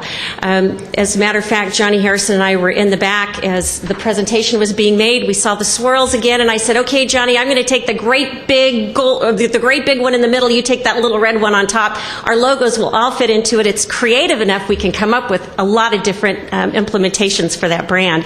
It'll be a lot of fun." I think Glendale is also one of the best kept secrets, but it's my job to keep supporting it in advertising with the Brand Boulevard of Cars and Acura of Glendale. We're not that big of a secret, but I think it's a great opportunity for us to really say Glendale is the city. If you haven't been here in a while, you need to come and see us, especially for the businesses, and hopefully our economy will get growing again a little bit better than what we're already doing. And you've got some great programs going on, so let's let the world know how great the city of Glendale is. Thank you. Thank you. That's my last card. I'm going to close the public hearing and go to my colleagues. Mr. Quintero. I'm ready to make the motion. I'm ready to second it. Well, I'm glad the endeavor is over. It's been a long time. A lot of work's been done. I want to thank all of the volunteers, people who have given countless hours to participate in this, and obviously the staff. So I approve of everything that I've heard, and I particularly like the swirls. I think that's going to lead to lots of innovative ideas. The one thing I would say is what I've said from the very beginning, and to talk about at the Chamber of Commerce, is that this has to be a long and consistent approach. So I don't want to spend all our sort of monies and energies on this great outreach, and then nothing happens the next year or 9 months later or a year and a half later. It has to be long and consistent to put us in front of the general public here in Southern California and maybe even statewide and nationally. But I'm very pleased with the outcome. Thank you. Can we put I think we sort of glossed over the actual logo itself. Can we put that on the screen so folks at home can see it? Full color. And there's a tagline, too, that I'm not sure we referred to it, but we didn't actually read it, I think. We have one that's... Yeah, I think this is probably the best iteration of it because it shows both the logo and then it gives you some idea of how that can be embedded into a creative presentation. Sorry, Mayor, you said I didn't catch you. Well, just that the tagline is... Oh, yes. Well, it varies. This one is Your Life Animated, but my understanding is that it was designed to give the flexibility so that it could be your neighborhood animated, your car animated, your hotel animated, sort of whatever a business would like to adapt it to. Absolutely. And as you'll see, the animated. Your food animated, your bicycle animated. And as you'll see, the tagline is separated slightly from the logo, and the purpose for that is the logo should pretty much remain the same. It will get brushed up as seasons and eras change. But the tagline, if you remember sort of Coca-Cola, they have taglines that change every couple couple of years. I'm not proposing we do that, but it gives you the flexibility that when there is a new message, you can build it in without having to go to the expense of changing your logo. And in addition, what were swirls in sort of the generic logo can be modified so that here it's vegetables, but it could be cars floating around instead of, inside the swirls or instead of the swirls, or it could be visions of Montrose, it could be visions of a neighborhood or of neighborhoods or of civic structures. So that was also designed to be flexible. Right. And they could be physically, literally animated also. So I guess the point I was making is it's not so much the actual artwork or the graphics that are important. It's important that we use it consistently and we adapt it creatively, and we begin to let people associate that symbol, however adapted, with the city of Glendale. So I'm happy to move forward on this. Chairman Manoukian? Yes, it just seems that everyone's so animated about this issue. I don't know why, but I will support it. I think it's great. I like the flexibility of it, and the concept of being animated. I think it certainly fits in properly with the city of Glendale and its neighborhoods and the business districts and everything else. So I support it. Mr. Weaver? Well, I just realized sitting here tonight, it's one of the rare times I really feel old. I've lived in this city longer than anybody in this room. I feel like Scrooge sitting here. I don't get it. My father built our first house here in 1938. He worked in Los Angeles and then built an office in the Atwater district. And we were known as the bedroom city of Los Angeles.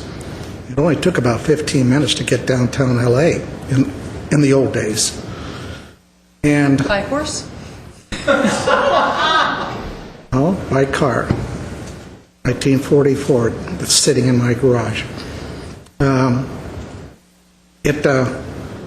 And my father built here because we had a good school system, clean streets, good services.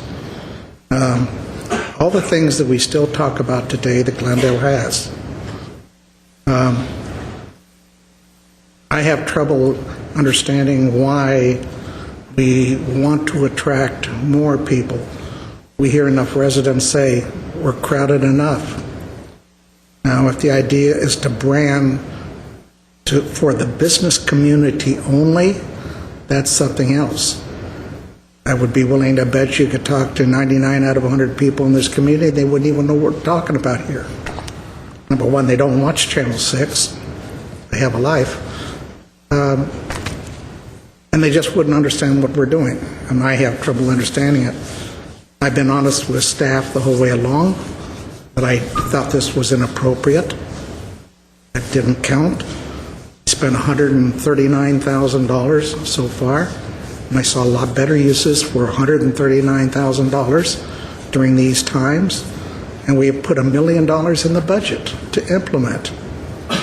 My God, we just went through cutting $18 million out of a budget.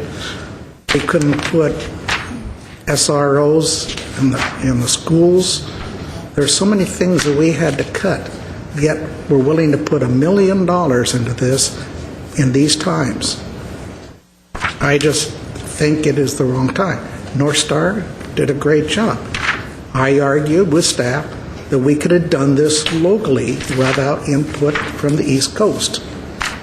We don't understand our city and what's made it great. There's something wrong. Design-wise, we're sitting here with DreamWorks, Disney Imagineering, Pixar, and a whole support organization for the movie industry. And we couldn't sit down with that group and come up with a design ourselves. We couldn't think about calling this the animation capital of the world, which I coined some time ago, because name another city that has 3 animated companies. Nowhere in the world. That's something to build your hat around. Yeah, I coined many years ago. People, where is Glendale? I said, well, it's between Pasadena. Oh, yeah, they have the Rose Parade, gets worldwide coverage. Oh, and Burbank. Johnny Carson, downtown Burbank. beautiful downtown Burbank that played nationwide. They had those things to anchor them. We don't. Why do we have to have something? Brand Boulevard of Cars is on TV all the time. I hear it on all the different channels. Americana is doing a marvelous job of promoting and advertising Glendale Americana on brand in Glendale. Galleria, as I said earlier, more people visit the Galleria than go to Disneyland. People don't know Glendale or where it's at. No, we have people coming here. The problem is we haven't developed enough in mid-brand to energize it. If we did, they'd come, and why haven't we? The economy. We see places open and they close. So you have a brand. Is that going to change things? Like I said, I feel like Uncle Scrooge. I just don't get it. And I'm not going to vote for something that's going to put $1 million in our budget in these times into something that could wait and which should have been done homegrown. Our 191,000 people plus the 40, 50,000 people that come into the city every day to work. And we couldn't do it. I just don't see it. I apologize to everybody because everybody else gets it. I admit I'm getting old. Don't hold it against me. When you get this fully implemented, I probably will have gone into my condominium in Forest Lawn. And so I apologize for feeling that I have to vote against it. Okay.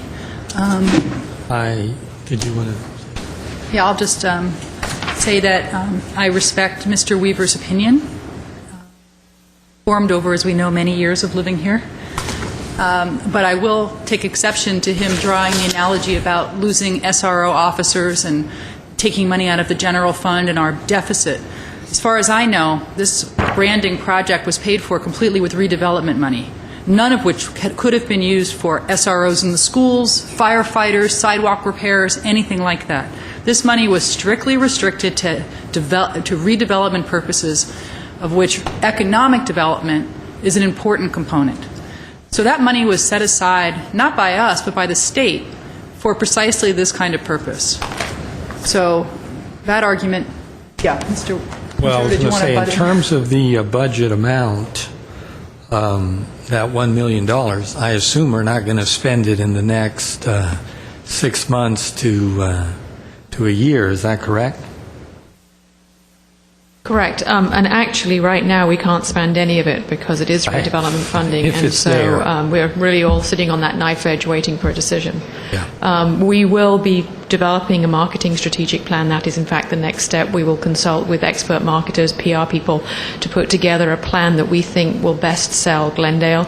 The budget is actually divided into, and I'm speaking off the top of my head, so Annette, tell me if I miss it, marketing the arts and entertainment district, marketing the creative corridor, helping to implement the wayfinding signage, in addition to traditional marketing media, the development of collateral. So really, it's a broad marketing program that is behind those marketing dollars. All of which will be coming to the City Council for final approval. And so. Absolutely. We will bring you back a plan for that. Absolutely. Okay, and as you said, rather than throwing out all of our stationery, throwing out whatever materials we have, that as they need to be replaced, they will be replaced with this. That's right. Which I think is a very frugal way to start rolling this marketing in without having to spend extra money on it. Right. Thank you. I think that this is an important project. Mr. Weaver asked a good question. Are we trying to attract more people into our community? Well, even if we weren't, anybody that owns property can see the value of maintaining the value or increasing the value of that property.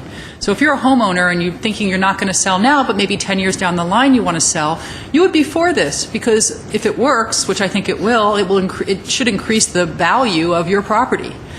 If you have a business, and we've heard from many business people here today, you understand the importance of advertising, not only your own business, but in advertising a community. Because a lot of our businesses don't have the funds to run their own television ads to reach either in Glendale or outside of Glendale, and this is a way to bring bodies into our shopping districts. I can tell you that before I moved to Glendale, I barely knew where Glendale was, and I was living in Hollywood. I had been to Pasadena many times. I knew where Burbank was because I worked in the film industry. And the only reason I knew Glendale was because we used to test our family films here. Otherwise, I would drive through without even knowing that it was its own city. So I don't know whether that keeping Glendale a secret was something that was done intentionally years ago to keep it a bedroom community, but it's certainly not where we are today. It's not where our property owners want to be, and it's not where our businesses want to be. I think we all take pride in our city, and we'd like to see the rest of Los Angeles take pride in Glendale and to understand why we're proud of our city. I was just at a conference that included representatives, mayors from cities in California, and I was surprised that the cities in California had never heard of Glendale or didn't know where it was. And these are cities within California. So the marketing study that was done showed that we definitely have an identity problem. What we think of as our city, the benefits of our city, is unfortunately not shared by the surrounding cities, by residents or up and down California. They either don't know who we are, or a lot of them have negative impressions of Glendale or misimpressions based on what we used to be and what we are now. And this is a way of us, and someone said, I think it was Kim who said, that a brand is not a logo, it's not a tagline, it's a promise. It's basically an explanation of what you are. The logo and the tagline are the way you express that. But what we got for our study was really showing us what our brand is, what's positive about us that is existing about us that we'd like to express to the rest of the world. And this is a mechanism to do that. And the fact that we haven't done it, and cities around us have, I think has been to our detriment. It's not an accident that Burbank is the media city. That was something that was planned. They did their own branding. They did that to bring economic development into their city, and it's worked. If you've been to their media center, you see that it's booming, and they've created jobs, and they've brought money into the city, and that's important for everyone in Glendale. We need to have good jobs. We need to attract companies, and this branding will help us do that. The Creative Corridor project, which I think that everyone on this redevelopment agency should be proud of, and it is bearing fruit at this time and has brought several companies into our San Fernando corridor, is going to be so much more successful once we get the word out about Glendale to those entertainment industry people. And I know from speaking to friends of mine in the industry that there's not a lot of awareness about what Glendale is. And I can tell you for a fact that a lot of people in the film industry, if you ask them where DreamWorks was or where Disney is, they would say Los Angeles and Burbank. They would not say Glendale. And this is our chance to correct all of that. So it's not a general fund expense, it's a redevelopment expense, money that was set aside for economic development purposes, and I think it's a very good use of that money. So I support the project. I'll move 3A and B. Second. And make a final comment that, in fact, Forest Lawn is a very animated place. There's museums there, art shows, all kinds of good things happening at Michael Jackson. at Forest Lawn. Okay, we have a motion. Do we have a second? Yes.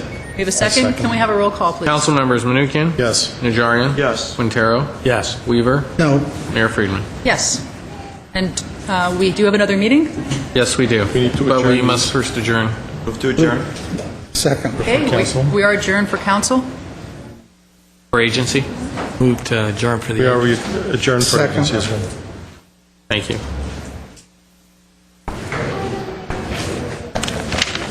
Okay, I will call to order the Glendale Redevelopment Agency meeting for November 29th.